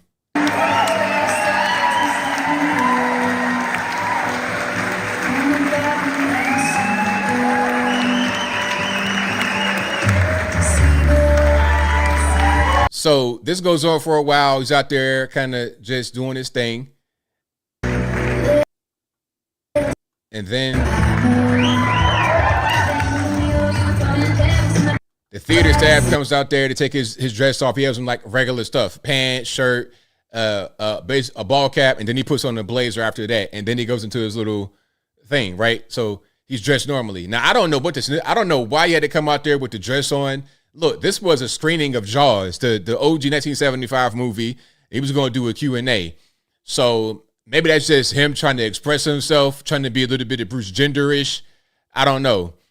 Was he alcoholic before? Okay. So maybe that the dress is part of his 12-step program. Hey, you know what? I'm going to dress and drag a little bit and get that out the way. I don't know. But he did do that. He came out there, put on regular clothes, and then proceeded to offend the audience. Now, I don't know how you go out in front of a crowd of liberals with a dress on and still offend them, but he was able to do it. All right. So let me see if I can find the actual thing. All right. Hold on. Here's one person's comments.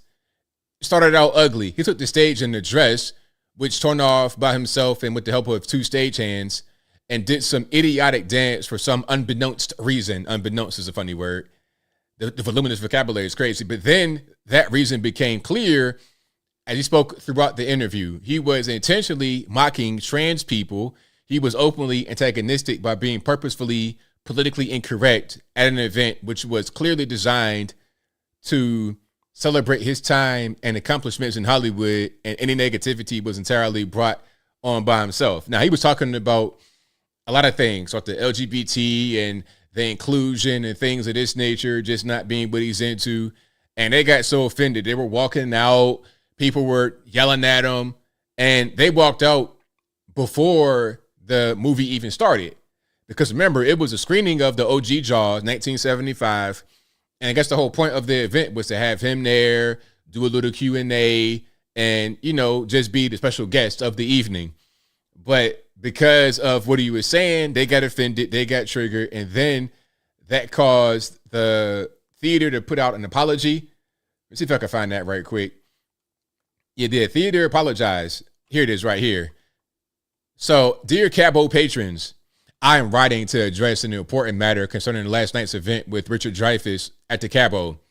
We deeply regret that Mr. Dreyfuss's comments during the event were not in line with the values of inclusivity and respect that we uphold at the Cabo. We understand that his remarks were distressing and offensive to many of our community members, and for that, we sincerely apologize. At the Cabo, we are committed to fostering a welcoming and inclusive environment for all members of our community. The views expressed by Mr. Dreyfuss do not reflect our beliefs, and we do not endorse them in any way. We take full responsibility for the oversight and not anticipate in the direction of the conversation and for any discomfort caused. So soft. People today, nowadays, Jaws wouldn't be able to come out. People are too soft. You can't really say too much because everybody gets so offended at everything. Okay, they can't get offended. Hold on. Somebody says he was trying to get his point across about delusional people and actors wearing dresses at the Oscars. Maybe that's what it was. Maybe he was just trying to mock them by doing that. So yeah, shout out Richard Dreyfuss. I mean, people got offended, really triggered, really butthurt, but it is what it is. And I mean, who really cares at the end of the day? It's good that you're able to speak your mind and not be so offended. All right, let's keep on moving here.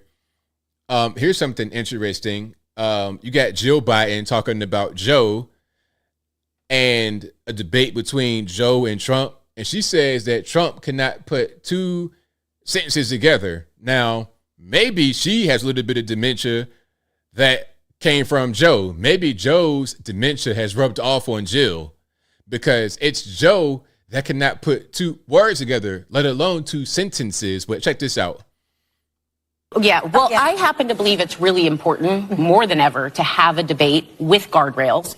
What is the Guardrails? What are you talking about, guardrails? A debate is a debate. Strategy that the president has going into this? Any tips you'd have for a debate that we could pull off where we could actually hear our candidates. No, they've built that in where they're going to turn off those mics so that somebody can't ramble or scream at somebody. Not that my husband would be the one doing that. No. And so when she says somebody, I guess she means Trump. I hope that they don't just try to bully Trump with the microphone game. Hopefully that's not going to happen. But, judging from what they do, if that did go on, I wouldn't be surprised. I wouldn't be surprised in the least bit. So that's already been negotiated. And, I think the American people deserve a debate because you need to see your choices. You need to see Trump and you need to see the president and you need to see the differences. And my husband's, and you're going to see how smart he is and the experience he has. And then you'll see somebody who, like you're saying, I'm going to use Joy's words, can't put a sentence together. Right. And everything is beautiful and it's wonderful. Tremendous. Big league. Yeah, tremendous. Yeah. So I think the American people deserve to see the two men who are running for this office, because your choice is going to be clear. It's going to be a clear choice. Not your patient, husband.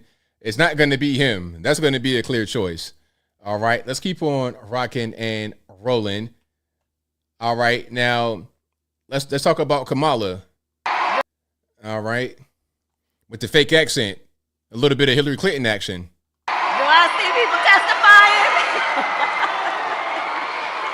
Can I get a witness?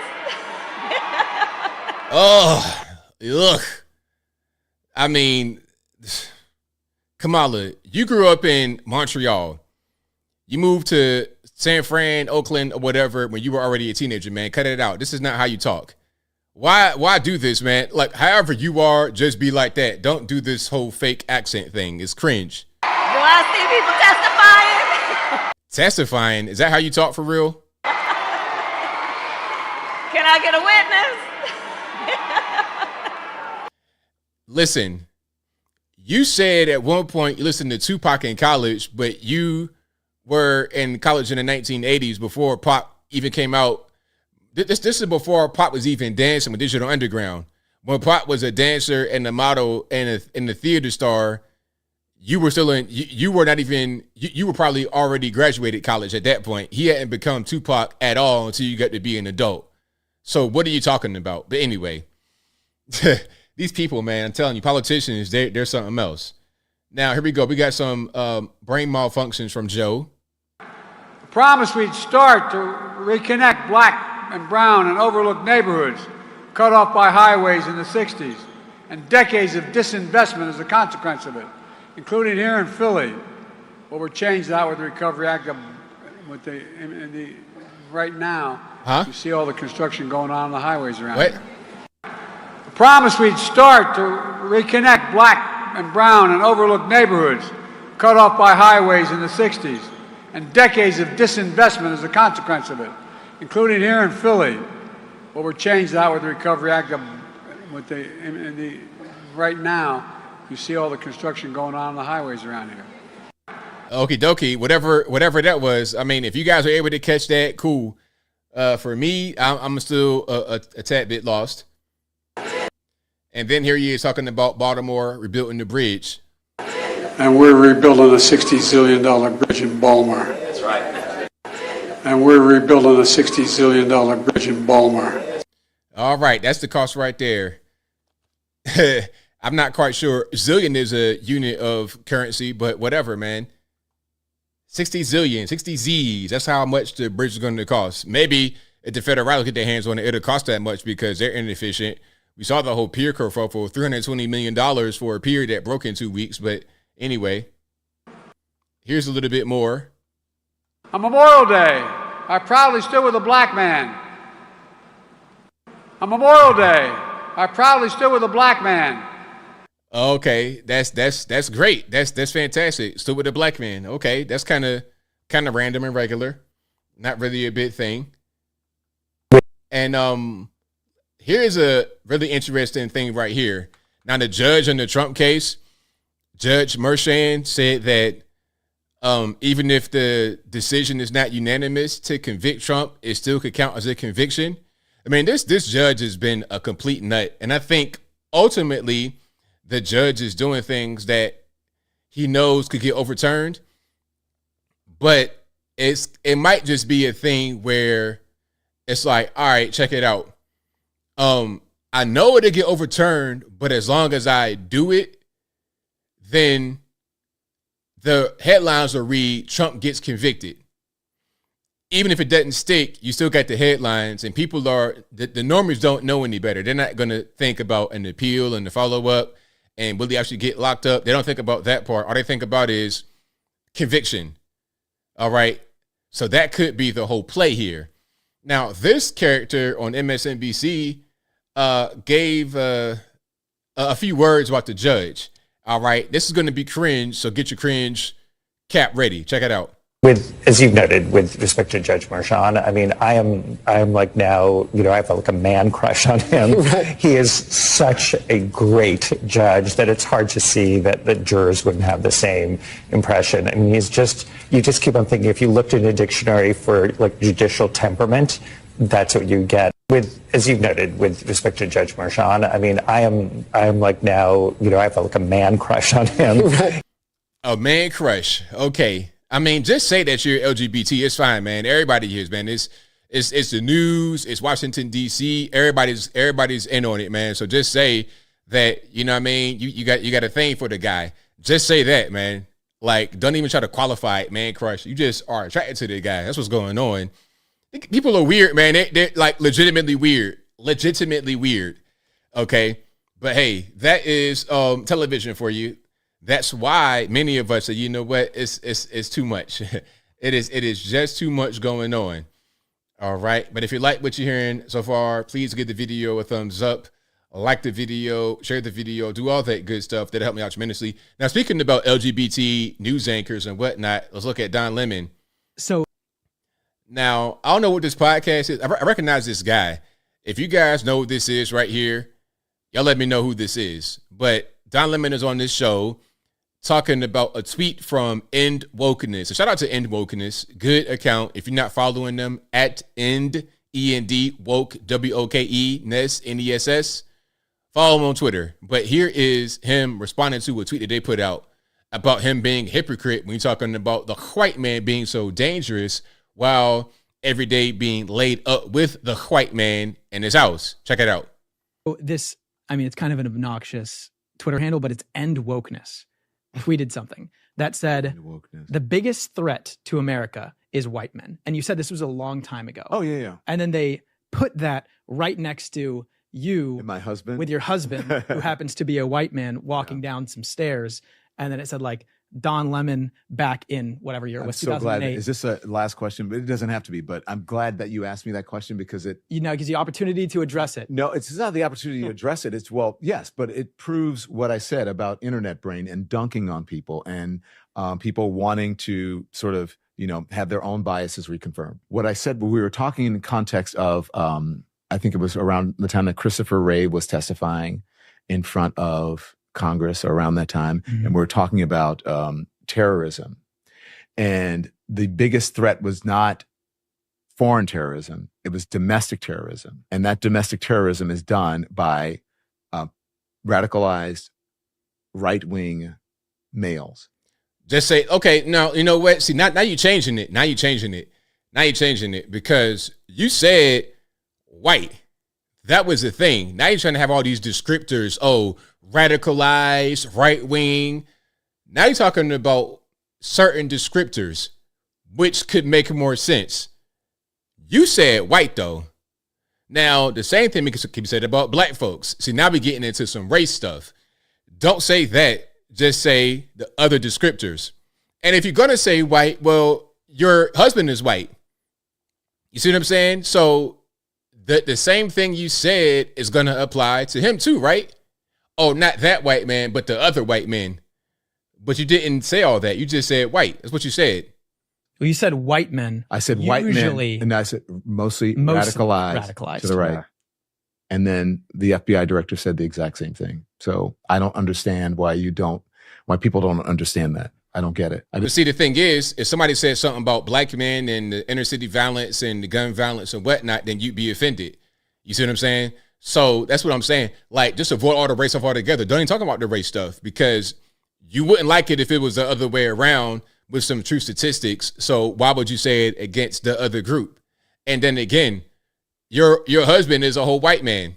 And the whole thing with Don Lemon and this whole white, most dangerous, it was part of a whole anti-white male narrative that was on the CNN at the time. It was there at the time, and it's still kind of there right now in mainstream media. So let's not play games here, Don Lemon. Come on, let's stop. Didn't say all white men were the biggest terror threat.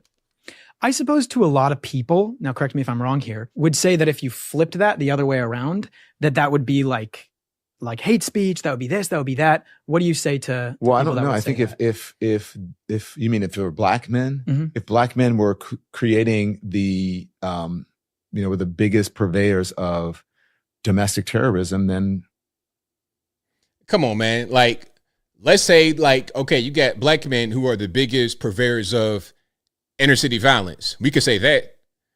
Now, what would you say? You trying to assign them to a thing that they're not technically assigned to, depending upon what you call domestic terrorism. Okay, whatever that really is, whatever that is defined as, you're saying in your mind that they don't fit that. You're saying that white men fit that. Well, what about what they do fit? You don't want to say that, because then it forces you to reveal your hypocrisy. Okay. That would be the facts. Those are facts. I don't understand why, especially And I've never seen anybody on CNN say something like that about black men. It's always the white man this, white man that. That's why I always say on this channel, don't blame me, blame the white man. It's a meme. It's a joke at this point, because they say it so much and they do it so often. The narrative is pretty obvious and it's clear what's happening. Okay, so Don Lemon, I mean, come on, man. Like, let's stop playing games here, sir. Let's stop playing games here, sir. Mr. White folks that you sleep with every night is very dangerous if you're going to say this white man this, white man that. Just stick to the descriptors rather than the race. Then, okay, I might be able to rock with you. If you say radicalized and right wing, that might make more sense. Although we're not really getting down to the core of what's really happening in this country. But if you like what you're hearing so far, please give the video a thumbs up, like the video, share the video, do all that good stuff. That'll help me out tremendously. Alrighty. And let's keep on rocking. We're going to get to some super chats. Then we're going to get to some calls. The number to call, 434-658-1220. Again, 434-658-1220. We're going to get to the calls in just a minute. But I got super chats on deck I'm going to read, and then we'll keep on rocking. All righty. So where are we at? Shout out to Michael Critchlow, who says ABL Live, best show on these internets. Thank you for that, man. Definitely appreciate you, boss.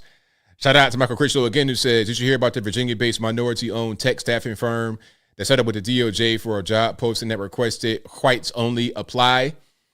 Wow. So wait a minute. It was minority-owned? I didn't hear about that wrinkle of it. Okay. But I did see the story. Yeah, I got to look into that. Hold on. Wait a minute. Wait. See, thank you for that, man. I didn't hear that wrinkle of it, because I'm reading headlines. They ain't talking about that part. Hold on. Whites only apply tech staffing firm. Okay. They only got fined $38,000. Arthur Grant Technologies. Let me see. This BBC, AP News, The Hill. I'm about to do a video on this. Northern Virginia, of course, which is DC. That's not, we don't even count Northern Virginia as part of Virginia, Michael. You know how that go. Ashburn, that ain't nothing but Washington, DC. Okay, so Northern Virginia Tech Company is paying $38,500 to settle claims that it discriminated by posting a job listing seeking white U.S.-born candidates, for an opening as a business analyst. DOJ, Arthur Grant Technologies, blah, blah, blah, blah, blah. It's not talking about them being minority owned. Funny. I'm going to look into this. Okay. Of course I'm not going to say nothing about that, because that's going to, ruin the narrative. It's going to kill the narrative that it's minority owned. Okay. Let me see. Yeah. I'm a really dig deep and look into that. because the places I'm looking at right now, they're not trying to talk about the whole minority thing. Okay, and if the company is in Ashburn, but they were looking for people in Dallas, in that area, Dallas, Texas. Interesting. Hey, if you know more about that, Michael, about the minority-owned thing, let me know in the comments or send me an email, contact@anthonyblogan.com. And shout out to you guys on the Facebook. Shout out to Joseph, Greg, Flora. Thank you for watching, and everybody else who is not commenting, thank you for watching as well. I really, really appreciate you. I could not do the show without you. All right. Shout out to Lothair, who says, we got to love the Libertarians. Awesome. Gary Johnson is not Libertarian. 2016, Trump was Libertarian. Thank you to Jazz Bates, who says, Sean Strickland went off saying women should not vote. Also going off on Tom Brady today during UFC press conference. Shout out to Sean Strickland. No, he's kind of like a real political guy with UFC. Shout out to him, though. I like him. Thank you to Tony Hay Monkkits, who says, you gifted 5 ABL memberships. Thank you for that. Appreciate you. Thank you to Tony Hay Monkkits again, who says, we the jury find Trump president 2024. Suckers, right on. Thank you to Whalers 860, who says, love the channel, ABL. Keep up the good work. Will do. Thank you for that. I most certainly appreciate you. All right, let's get to some calls here. Y'all know the drill. The number to call, 434-658-1220. Again, 434-658-1220. I think I missed some super chats here because my man sent one and I don't see it here. So let me make sure I got everybody before I move on. I don't want to leave anybody out. And shout out to you guys who do the Cash Apps and the PayPals and everything like that. I really, really appreciate it. Let me go to the little back channel to see if I missed anybody. Yeah, okay. I got my man, Marceletcha, and I know I'm tearing your name up, and I'm sorry. So, yeah, I got everybody. Michael, Lothair, Jazz Bates, Whalers, Marceletcha. All right, cool. We good money. Let's keep on rocking. The number to call, 434-658. Oh, we got another super chat at the 0 hour. Shout out to Man of the Face, who says, I think Mother Teresa is listening to you, ABL. Keep it going. Thank you for that, man. Definitely appreciate you. All righty, let's keep on going. And let's get into the calls, 434-658-1220. There's also an email for Skype in the description. If it doesn't work right, don't blame me. Blame the white man because it ain't my fault. All righty, and let's do that. Give me a second here, and we're going to get it. Okay, let's do that and then that. Cool, we good. All right. I'm going to speak it to 937 on the line. This is Sidney Davis calling from Dayton, Ohio. All right, man, what's going on? Man, just appreciate your show. Been a great fan for a while. I am so tired of the celebrities attempting to marginalize or black mirror a past president who is on the verge or the cusp of trying to win another election, and for some reason, it's time to play Hunger Games. Right. And I'm just blown away that we got so many things going on from Ukraine to Israel. And just imagine how other countries are looking at us with these divided weaknesses that we're exhibiting constantly over and over again for probably over a decade, because I'm an 80s baby myself. Yeah, it's very embarrassing. I mean, the Senate, the House, we've been fighting the whole time. Absolutely. And I also love your hats, too, just to throw a nice positive subject change in there, too, kind sir. Thank you, man. I appreciate it. Take care. All right, now. All right, shout out to the caller. Great call. Very positive. Let's keep on rocking and rolling. The number to call, you know the drill, 434-658-1220. The number is always in the description. Also, right here in the bottom of the screen, on the ticker, right there, 434-658-1220. Who am I speaking to? 859 on the line. Yo, ABL, how's it going? It's your Luciferian Libertarian friend. Just enjoying, relaxing, playing some GTA, listening to you at the same time. Decided to call in. And I want to give my 2 cents about the whole Libertarian candidate. Alrighty. Well, I mean, I don't like his position. the whole drag queen story hour stuff. What? That's some creepy stuff. That's adult entertainment only. And you're talking to a person that I'm part of that community, and I think it's kind of weird that the Libertarian candidate of all things is that.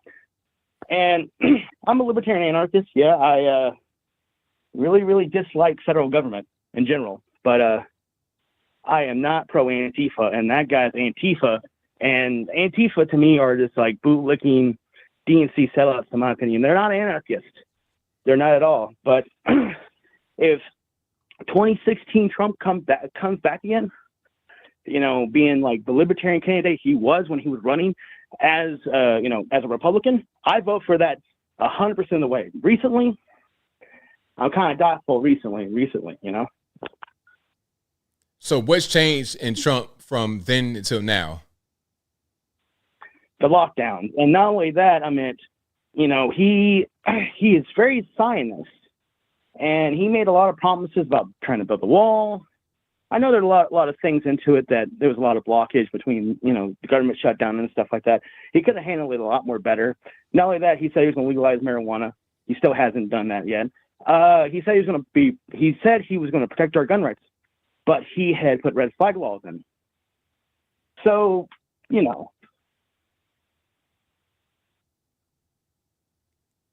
You there? So I'm still here. Yeah. So there's some things about Trump that in the beginning of 2016 I really liked, and now I'm kind of like, I don't know. I mean, I understand. I do understand where you're coming from. Yeah, and like back in 2016, to me, he was a Libertarian candidate. But if he comes back, I really hope and really am wishing a better economy. We had less war, we had less problems under when he was president. And he gets good results in, Absolutely, 100%. And you know what? I take 2016 Trump more than anything else right now. But I was going to vote for Libertarian. And after I saw that on there, nah. I do kind of get the anti-cop sentiment, because soon enough, that boot's going to be on our neck. Because there's some of these politicians want to put hate speech laws on us. If you speak against Israel or you don't support Ukraine, you might be having a fine or jail time. So be very wary of that. I will say, I'm not pro-cop or anti-cop. Cops are necessary in society to keep everything in peace. But soon enough, I'm afraid with these governments these days and these politicians putting laws against us, I'm afraid it might be on our neck one day. Right, I understand. Hey, I appreciate the phone call, man. Enjoy the show, and I love your videos, man. You're very truthful, and I like your videos. You're very insightful. Thank you for the. I might not agree with everything you believe in, but hey, you know what? I like your perspective.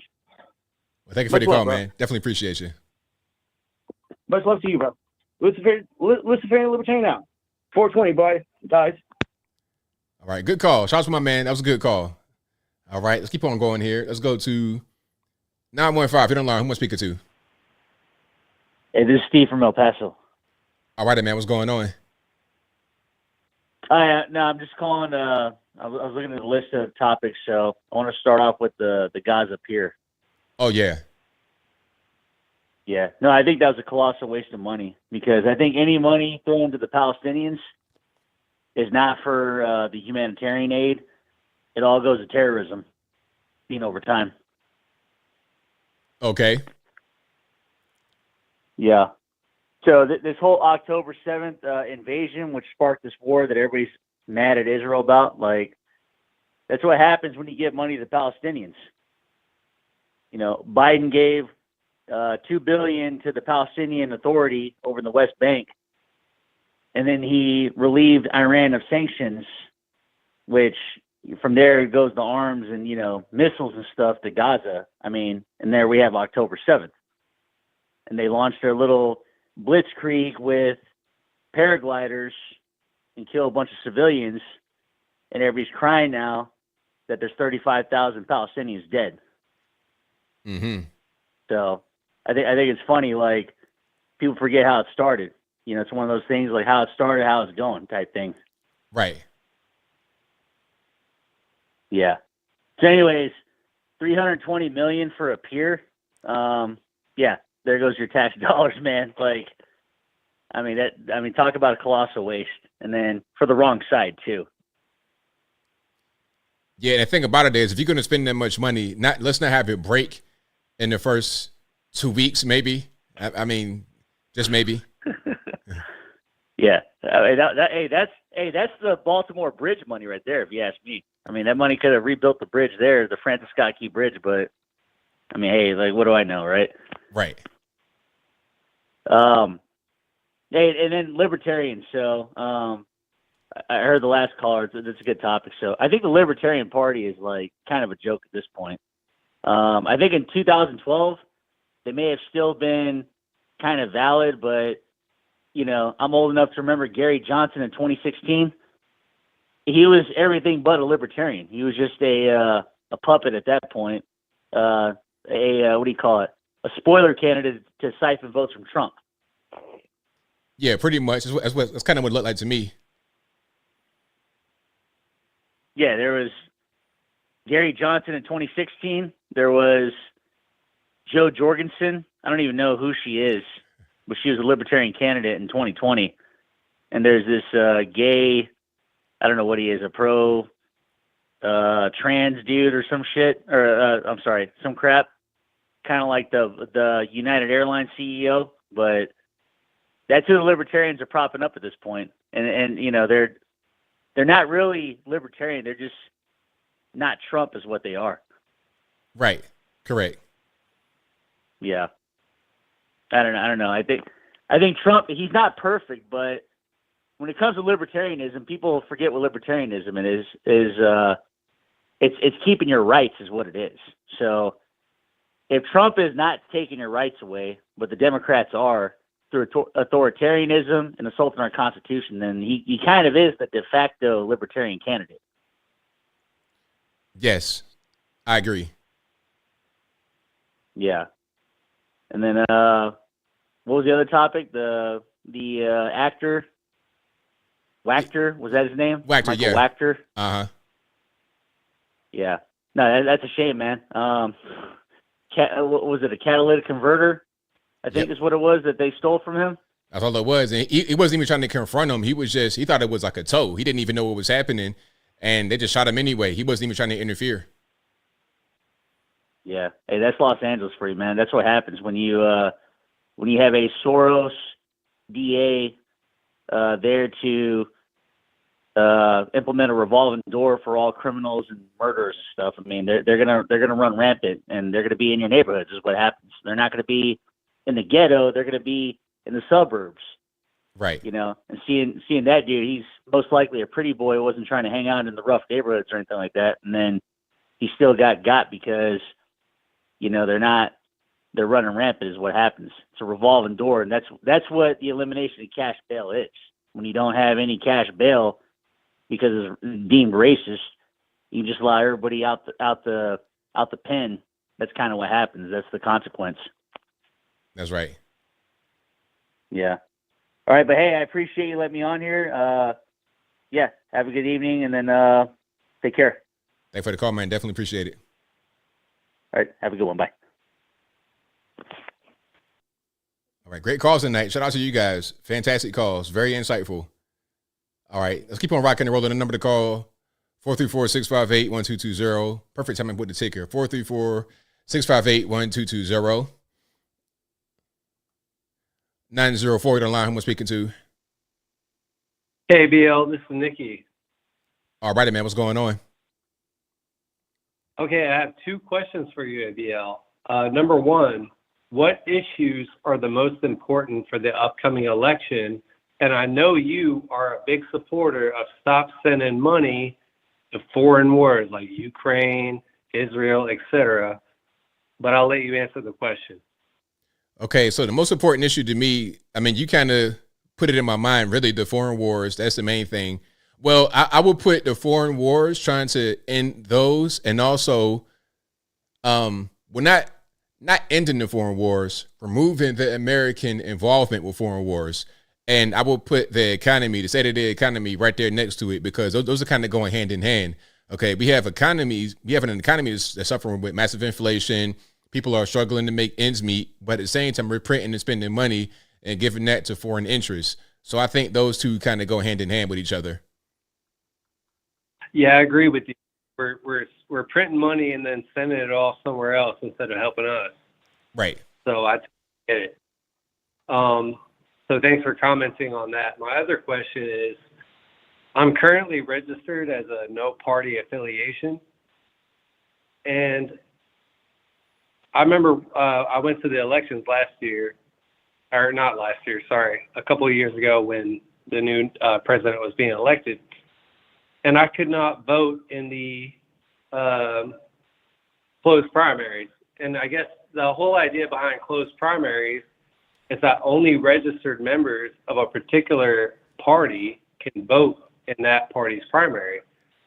And the whole idea behind it is that this gives them some control over, they have the right to like determine their own nominees without interference from non-members who might not share the party's values. And so my question is, like, how do you feel about that? Do you think that should change? Like, the reason I'm registered as a no party affiliation is because I don't really know. Like, I guess you could say I'm politically agnostic. Like, I don't claim to know who's the best and what's the best. So it feels kind of unfair that I can't vote in the closed primaries. So I want to know what's your opinion on that system? Well, each state is different because where I live, you don't have a primary you're registered with. You just vote. So, yeah, I don't have to register as a Democrat, Republican, or whatever in my state. And it was like that in Virginia, too. So I guess in some states, you have to register as a party. I don't think that should be a thing because I understand what they're trying to do. They're trying to prevent, like, sabotage from happening because you may have a bunch of Democrats that come in and vote during a Republican primary for the opposing person. Like, they might try to get Trump out of the way. So a lot of Democrats that come in and vote in a Republican primary for somebody else. So I could see how that could happen. But on the flip side, it kind of restricts you when you are going to vote. And then people say, oh, you're not really a Republican because you have this on your thing where you might have changed. I don't really like that system. I think you should just register to vote. And however you want to vote, you should vote that way. Okay, yeah, that's a good answer. I live in Florida, so maybe that's just a Florida thing. Yeah. I was kind of surprised, like I was taken aback because I didn't know that until I re-registered as a no party affiliation. So thanks for your insight on that. No problem. All right, have a good night, ABL. Thank you. Thanks for the call, man. Appreciate it. Yep. Yeah, shout out to the caller. Yeah, the whole party affiliation thing, I don't really like that whole thing. And I'm glad that I don't live in this state where that's a requirement. Yeah, where I live, you could just vote and it's fine. All they're going to do when you go there is they're going to ask, like, what ballot do you want? That's all. And if you want to vote Republican, just vote that way. And if you don't, vote the other way. You can decide that right there rather than having to decide it before you get there. The most important thing when it comes to voting is to make sure that people are who they say they are. You know, ID verification, that's the most important thing right there. All the other stuff is kind of irrelevant in my humble opinion. Who am I speaking to you on the line? 647? I cannot hear you, 647, if you're speaking. All right, going once, going twice. Sorry, 647. I don't know what happened, but I couldn't hear you. 843, you're on the line. Who am I speaking to? Hey, BL, it's Rocco, South Carolina. How you doing? It's all good, man. What's happening? Can you hear me nice and clear? I hear you well. Good. Yeah, I wanted to talk about the EV vehicles versus the gas-powered vehicles. Yes. I didn't know if you were aware of how many minerals it takes in order to make one electric vehicle car. Oh, tons, right? You got to, like, it's tons of mining that you got to go through just to get the one battery for a car. Exactly. And how many of those minerals does it take for a gas-powered car? Do you know? Out of those 9. Well, I would presume it's a lot less than the EV, but I don't know the exact amount. 2. Mm. And just to give you listeners a little bit of just what's at stake, just to make one car, and these are accurate figures, they can go on Google and look at this. 66.3 kilograms of graphite, 53.2 grams, 53.2 kilograms of copper, 39.9 kilograms of nickel, 24.5 kilograms of magnesium, 13.3 kilograms of cobalt, 8.9 kilograms of lithium, and the other one is a rare earth, which I don't even know what it is, but it's very, very minute. It's like 0.5 kilograms. But there's only one country that actually has all these minerals. Can you guess which one it is? I don't know. China? China. Yeah. China. As Mr. Trump would say, China. And do you know what the average cost of their EV vehicle is right now? No. $12,000.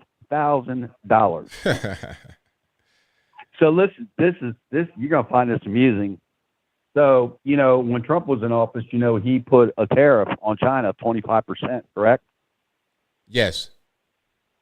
Well, what Biden did, because it's election time, he put 100% tariff against China. You can fact check this too.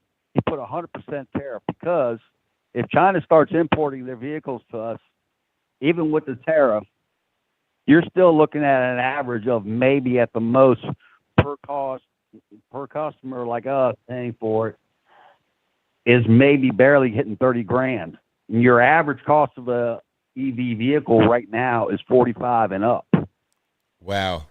And the car manufacturers in America are very, very worried about this. They're like, there's no way we can compete if China floods us with these EV vehicles, which they are going to do, by the way. Yeah, it's just sad, man, because, that what you said about cobalt, I don't know if you've ever seen a video. I actually saw on Joe Rogan podcast, those poor men are shoulder to shoulder, and we're talking thousands in a pit with picks and axes trying to get these minerals just to make a few dollars a day just to feed their families. And I think it's sad that our own country talks about, slavery and racism and all this, but you go to another country like that these poor gentlemen would be shoulder to shoulder 10-hour day in these pits, making next to nothing in order for these EV vehicles to be produced, mass produced. It's sad. It's really sad, man. But you know what? At the end of the day, gas-powered vehicles can't go nowhere. But there's a lot of people that own gas-powered vehicles.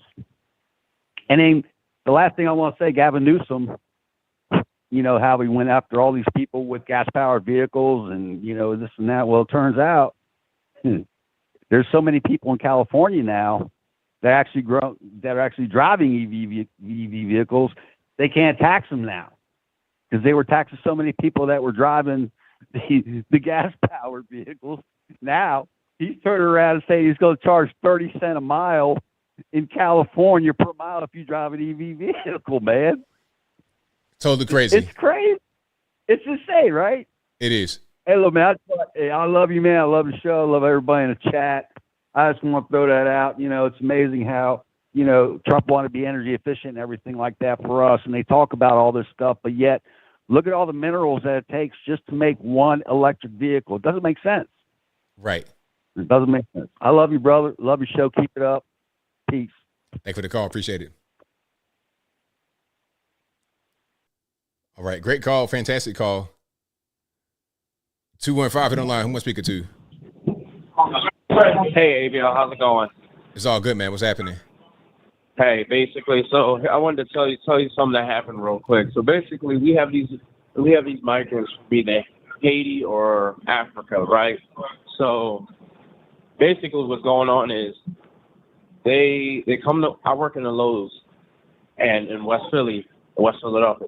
They come in the Lowe's parking lot. They panhandle. The company wanted to hire them to work, but they don't have their working papers. So basically early in the morning, a van comes and drops them off, and they just hang out in the parking lot, either helping customers lift heavy items into their car, hoping they'll make some money, that they'll get paid, or basically, yeah, that's pretty much all they do all day. And they keep the store, the management keep trying to run them off the store. I mean, keep trying to get rid of them. Have a good one. Yeah, basically keep trying to get rid of them, but they said they can't because they put no loitering signs up, but they can't enforce it because the property is not really theirs. They have to talk to the owner. Interesting. Yeah. So basically, I thought, okay, so now they put the signs up, they're going to start enforcing it. But them dudes, they just come right back, even though they put the signs up of no loitering, no soliciting in the parking lot. And they keep calling the cops, but them dudes just come right back like there's no consequences. And basically they're saying, oh, well, somebody keeps telling me if they get locked up here, they're getting deported right back to their country. But then again, I don't know if that's going to happen because Joe Biden's in office. And if Philadelphia is a sanctuary city, I forgot if it is or not, but if Philadelphia is a sanctuary city, I doubt even if they get locked up here, I doubt they're going to get deported. Is that true? Well, it depends. So if you guys are sanctuary city, then what happens is Philly does not report to to ICE, so they're kind of protected there. That's what I figured, because I was like, sanctuary city, even if you were to get locked up, because I know a lot of immigrants who've been locked up in New York, they didn't get deported because New York's sanctuary city. So that's what I told one of my coworkers. He said, yeah, if they get locked up here, they could get deported. I said, not if Philadelphia is a sanctuary city. Right, yeah, because they don't report to ICE. That's the whole thing. That's why a lot of the so-called migrants go to certain cities, because they know they're not going to get deported. Or if they do get deported, it might be a federal crime, maybe. If they get locked up on a federal crime and they get put in that system, they might get deported. But just regular stuff, they're pretty much not going to get deported. Oh, basically, yeah. And it's like something minor, like, say, like trespassing charge, like some misdemeanor. And that's not federal either. So, yeah, they're not going to waste their time with that. Right. And another thing I wanted to touch on is when I saw that Donald Trump got booed, and I saw the Libertarian convention, I said, okay, so basically he's going to enemy territory. So that made a lot of sense. But I thought the Libertarians would have had at least somewhere a half a good, decent candidate, because most Libertarians I talked to, they seem like they got a head on their shoulder. But when you showed me that video of the guy stripping naked and all that other goofy stuff, I was like, okay, so these are just leftists. Their parties have just been hijacked. That's all. Pretty much, right. So pretty much they would have to get the radicals out of their party, just like, well, the left is all radical. I would say the left would have to get the radicals out of their party, but their whole party's radical. So what am I even saying at this point? Right. Yeah, we just got to keep the extremists out of our party, out of the Republican Party, if that's possible, which I'm pretty sure it is. And then we should be good. We got to get Republicans that actually want to fight and get the majority of those rhinos out. But and the last thing I want to hold you up. What was the last point? So basically, one thing I've been saying for years is that a lot of statistics, I don't believe every statistic I hear or see, because those could be manipulated. Like, some things cannot be documented, and a lot of people use certain information just to push forth the narrative, like how the KKK used the Bible and the American flag and the Confederate flag to justify their hatred. Uh-huh. Yeah, that's why I don't believe every statistic I hear or read, because they're trying to say Biden is 2 points under Donald Trump. And I'm just finding that hard to believe, because here's how I look at it. Most of the people who voted for Trump back in 2016 and 2020, they're going to vote for him again in 2024, and then he's got a little bit more support. Joe Biden, he's lost support, and now it's like you just got the people who are going to, a small percentage of people who are going to vote for him to keep Trump out of office, or who switched over and they're going to vote for Donald Trump, or they're just not going to vote at all. And that's Joe Biden's problem. He's got the people that's not going to vote at all. Right. Yeah, and that's basically what I'm saying. Is Donald Trump still has his supporters from 2016, 2020, and they're going to vote for him in 2024. So if this trial goes well, then he'll be back in office if they don't have something else lined up.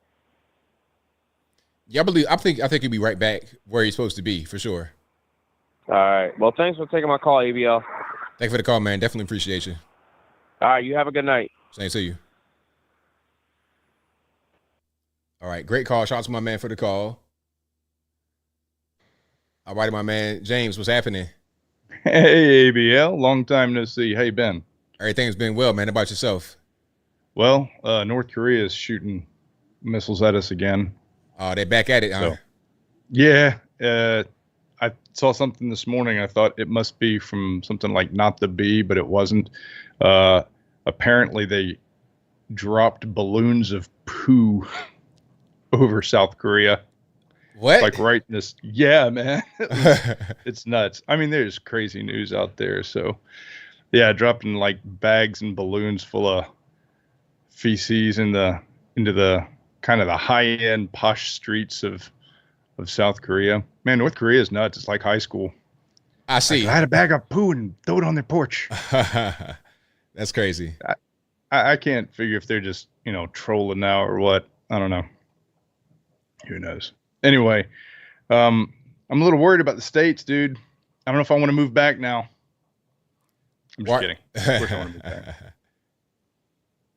Just at some point. Not right now. Right. I'll wait till the election's over. Yeah, that's a good idea because it's going to get really tumultuous. Like I've always told people, it was like right around election time, you can guarantee it's going to be something. So, have you seen the Jeffrey Sachs interview on Tucker Carlson? No, I haven't. It's 2.5 hours. It's long, but it is well worth it. Between that and I think it's Alexandra Dubin, the Russian philosopher. I've been studying Russian recently, so I'm trying to do the accent. It's very good to do a Russian accent. But between these two guys talking about the CIA's involvement and how leftist ideology and the guy, the Russian philosopher, really thinks that like the liberal philosophy, like being free, will lead to absolute chaos. And he saw this whole movement for like, drag queen hour or whatever coming a long time ago. He sees it as like a necessity of the philosophy itself, which is really interesting because it boils down to essentially what, and I think it's erroneously attested to Benjamin Franklin. I don't think it was originally him, but somebody said that America will only be great as long as its citizens are good. But of course, if you get rid of any moral, standing or foundation, then what's to hold you back from doing from it just being absolute anarchy? And so that's kind of what he sees. And so this whole Ukraine war, I've got someplace I'm going with this, I think. Sorry, dude. I call on your show and then I just rant and I don't ever get to do it anyplace else. So I love you, man. Anyway, all this kind of craziness is on the doorstep of Russia in Ukraine, and then they get, really upset about it. And of course they fight back. And all of this is like money laundering for paying for these wars and stuff and using the American dollar. So that's where I was going with this. But yeah. Anyway, they don't want Trump. They don't want Trump to win because, of course, he'll put a stop to that right away. Right. Yeah. That's not going to be a thing that he's going to be on board with. Exactly. I mean, a couple of your callers had said it, and I am not really certain why libertarian voters don't see that.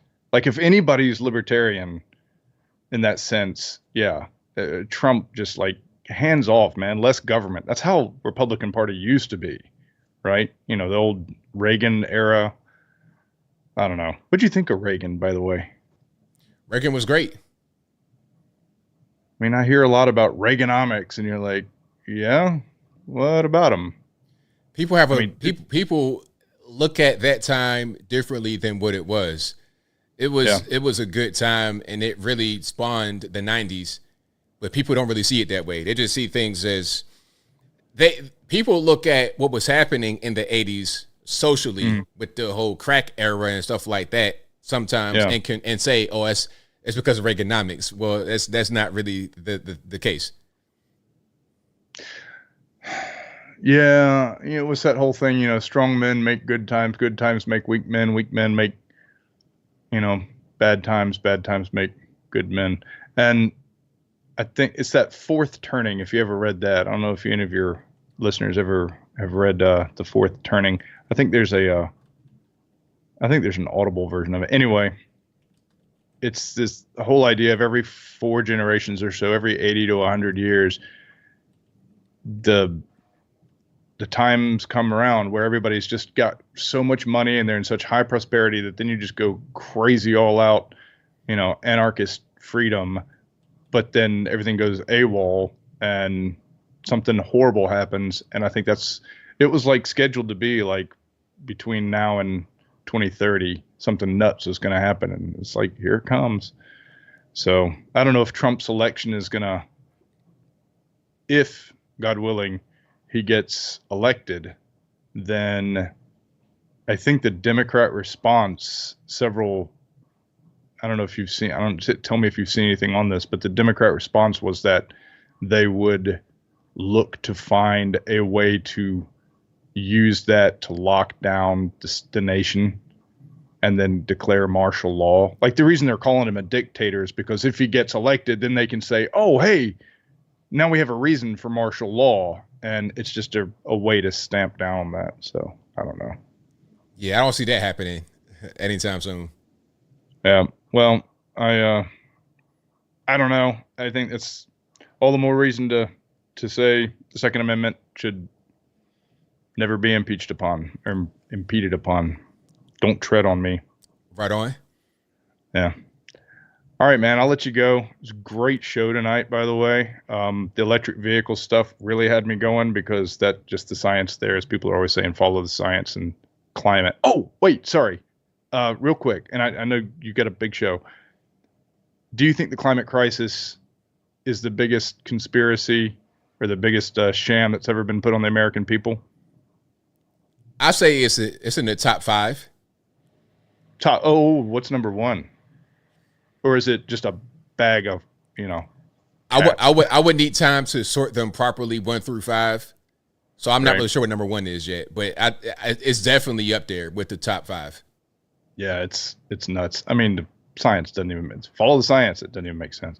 All right, I'll let you go. All right, now thank you for the call, man. Appreciate you. Yeah, man. All right, love you.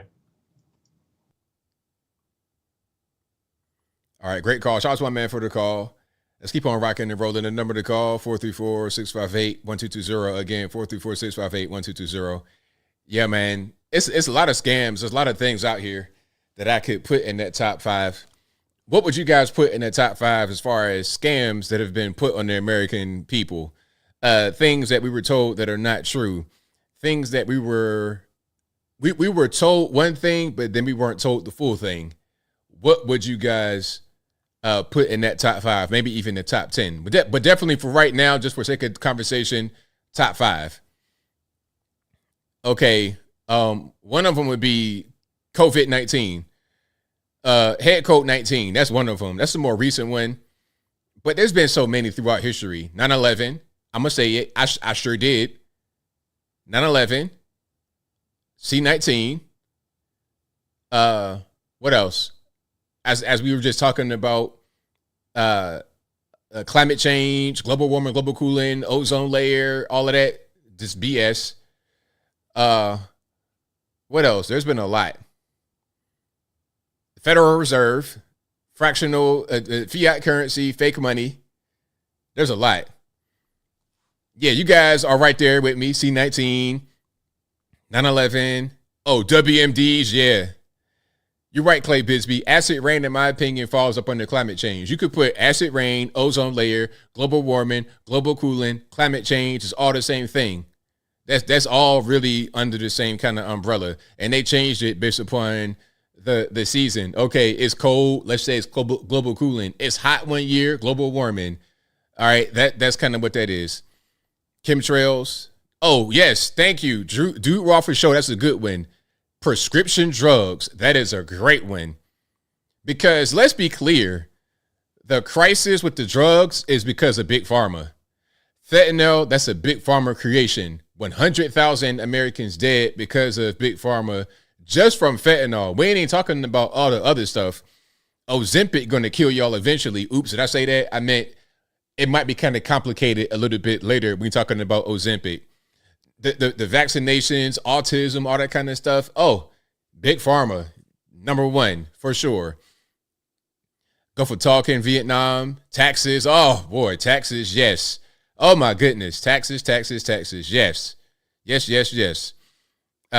So Susan says, COVID, climate change, Ukraine. Yeah.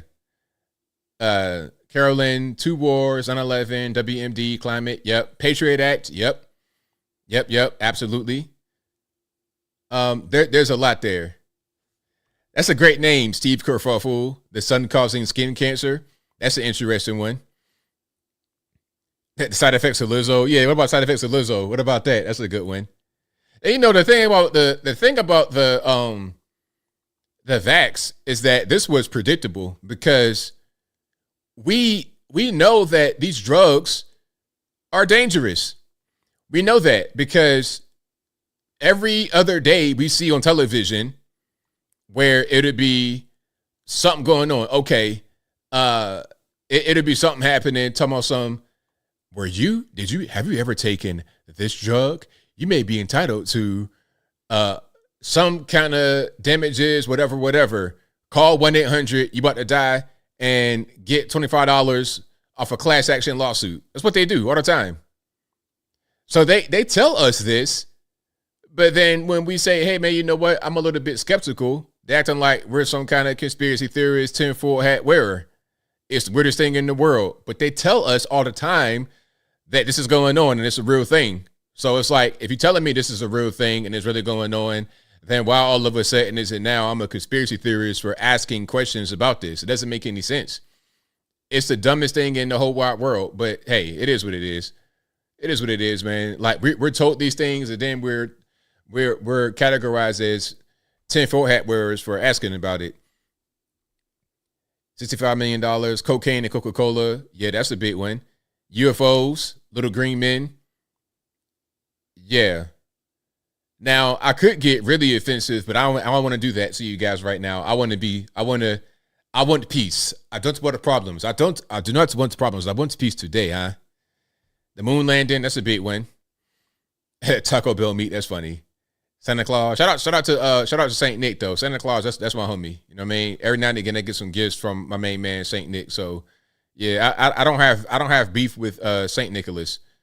All right. I don't have any kind of beef at all. So shout out to him. But yeah, man, I mean that whole thing is a crazy big mess. All right, what else we got going on? Terrence Howard being treated as smart is a colossal scam. Why you don't like why is Terrence Howard considered to be some type of like is he a bad guy? Is he an enemy? Like what's the deal? What's the science behind that? Yeah, what is the science behind that whole situation? Yeah, I don't really see the problem. Yeah, I think Terrence Howard had some good points that he made during this talk on Joe Rogan. So I don't see why people are saying, like trying to kind of dunk on him. Yeah, I don't see why it's a thing about trying to dunk on Terrence Howard. I think he's a pretty intelligent person. Yeah, I mean, that's my opinion, though. Everybody's different. Palm oil, corn syrup, seed oils, yes, seed oils. That's a big one. That's a really big one. A lot of this fake food that we eat, that's really, really big. Because it's like, okay, are we eating food or what's really going on? Yeah, that's a really good point. Points were definitely made there. And then what else? I think that might be a wrap. I think our Chicago police officer Brent might have a night off. So shout out to him. Shout out to him wherever you are. I appreciate you for always being here, but that might be a wrap. I'm going to read some of these comments and then I will get to some supers if I have some. Then I'll wrap it on up, put the bow clean on top. Let me see. WMDs. What's that? Is that the Syrian flag or is that Iraq? That might be Iraq. Let me make sure. Iraq flag. Yep, that was Iraq. So I almost got it right within the first guess. The eclipse. Mike Brown. Yeah. Let me see. The thing about seed oils, somebody says not seed oils. Thing about protein as far as losing weight, people a lot of times when they're having a hard time losing weight, they consuming too many carbohydrates, which is just sugar. Too much sugar is a problem. That'll help you. That'll make you kind of retain weight, and that's definitely an issue. Yeah, so I understand that part of it right there. All right, but let's keep on going here. If you like what you heard tonight, that'll pretty much be a wrap for me. If you like what you heard tonight, please give the video a thumbs up, like the video, share the video, do all that good stuff. That'll help me out tremendously. I'll be back live again on Saturday, same bat time, same bat place, 8 p.m. Eastern time to right around right now, 11 p.m. Eastern Standard Time.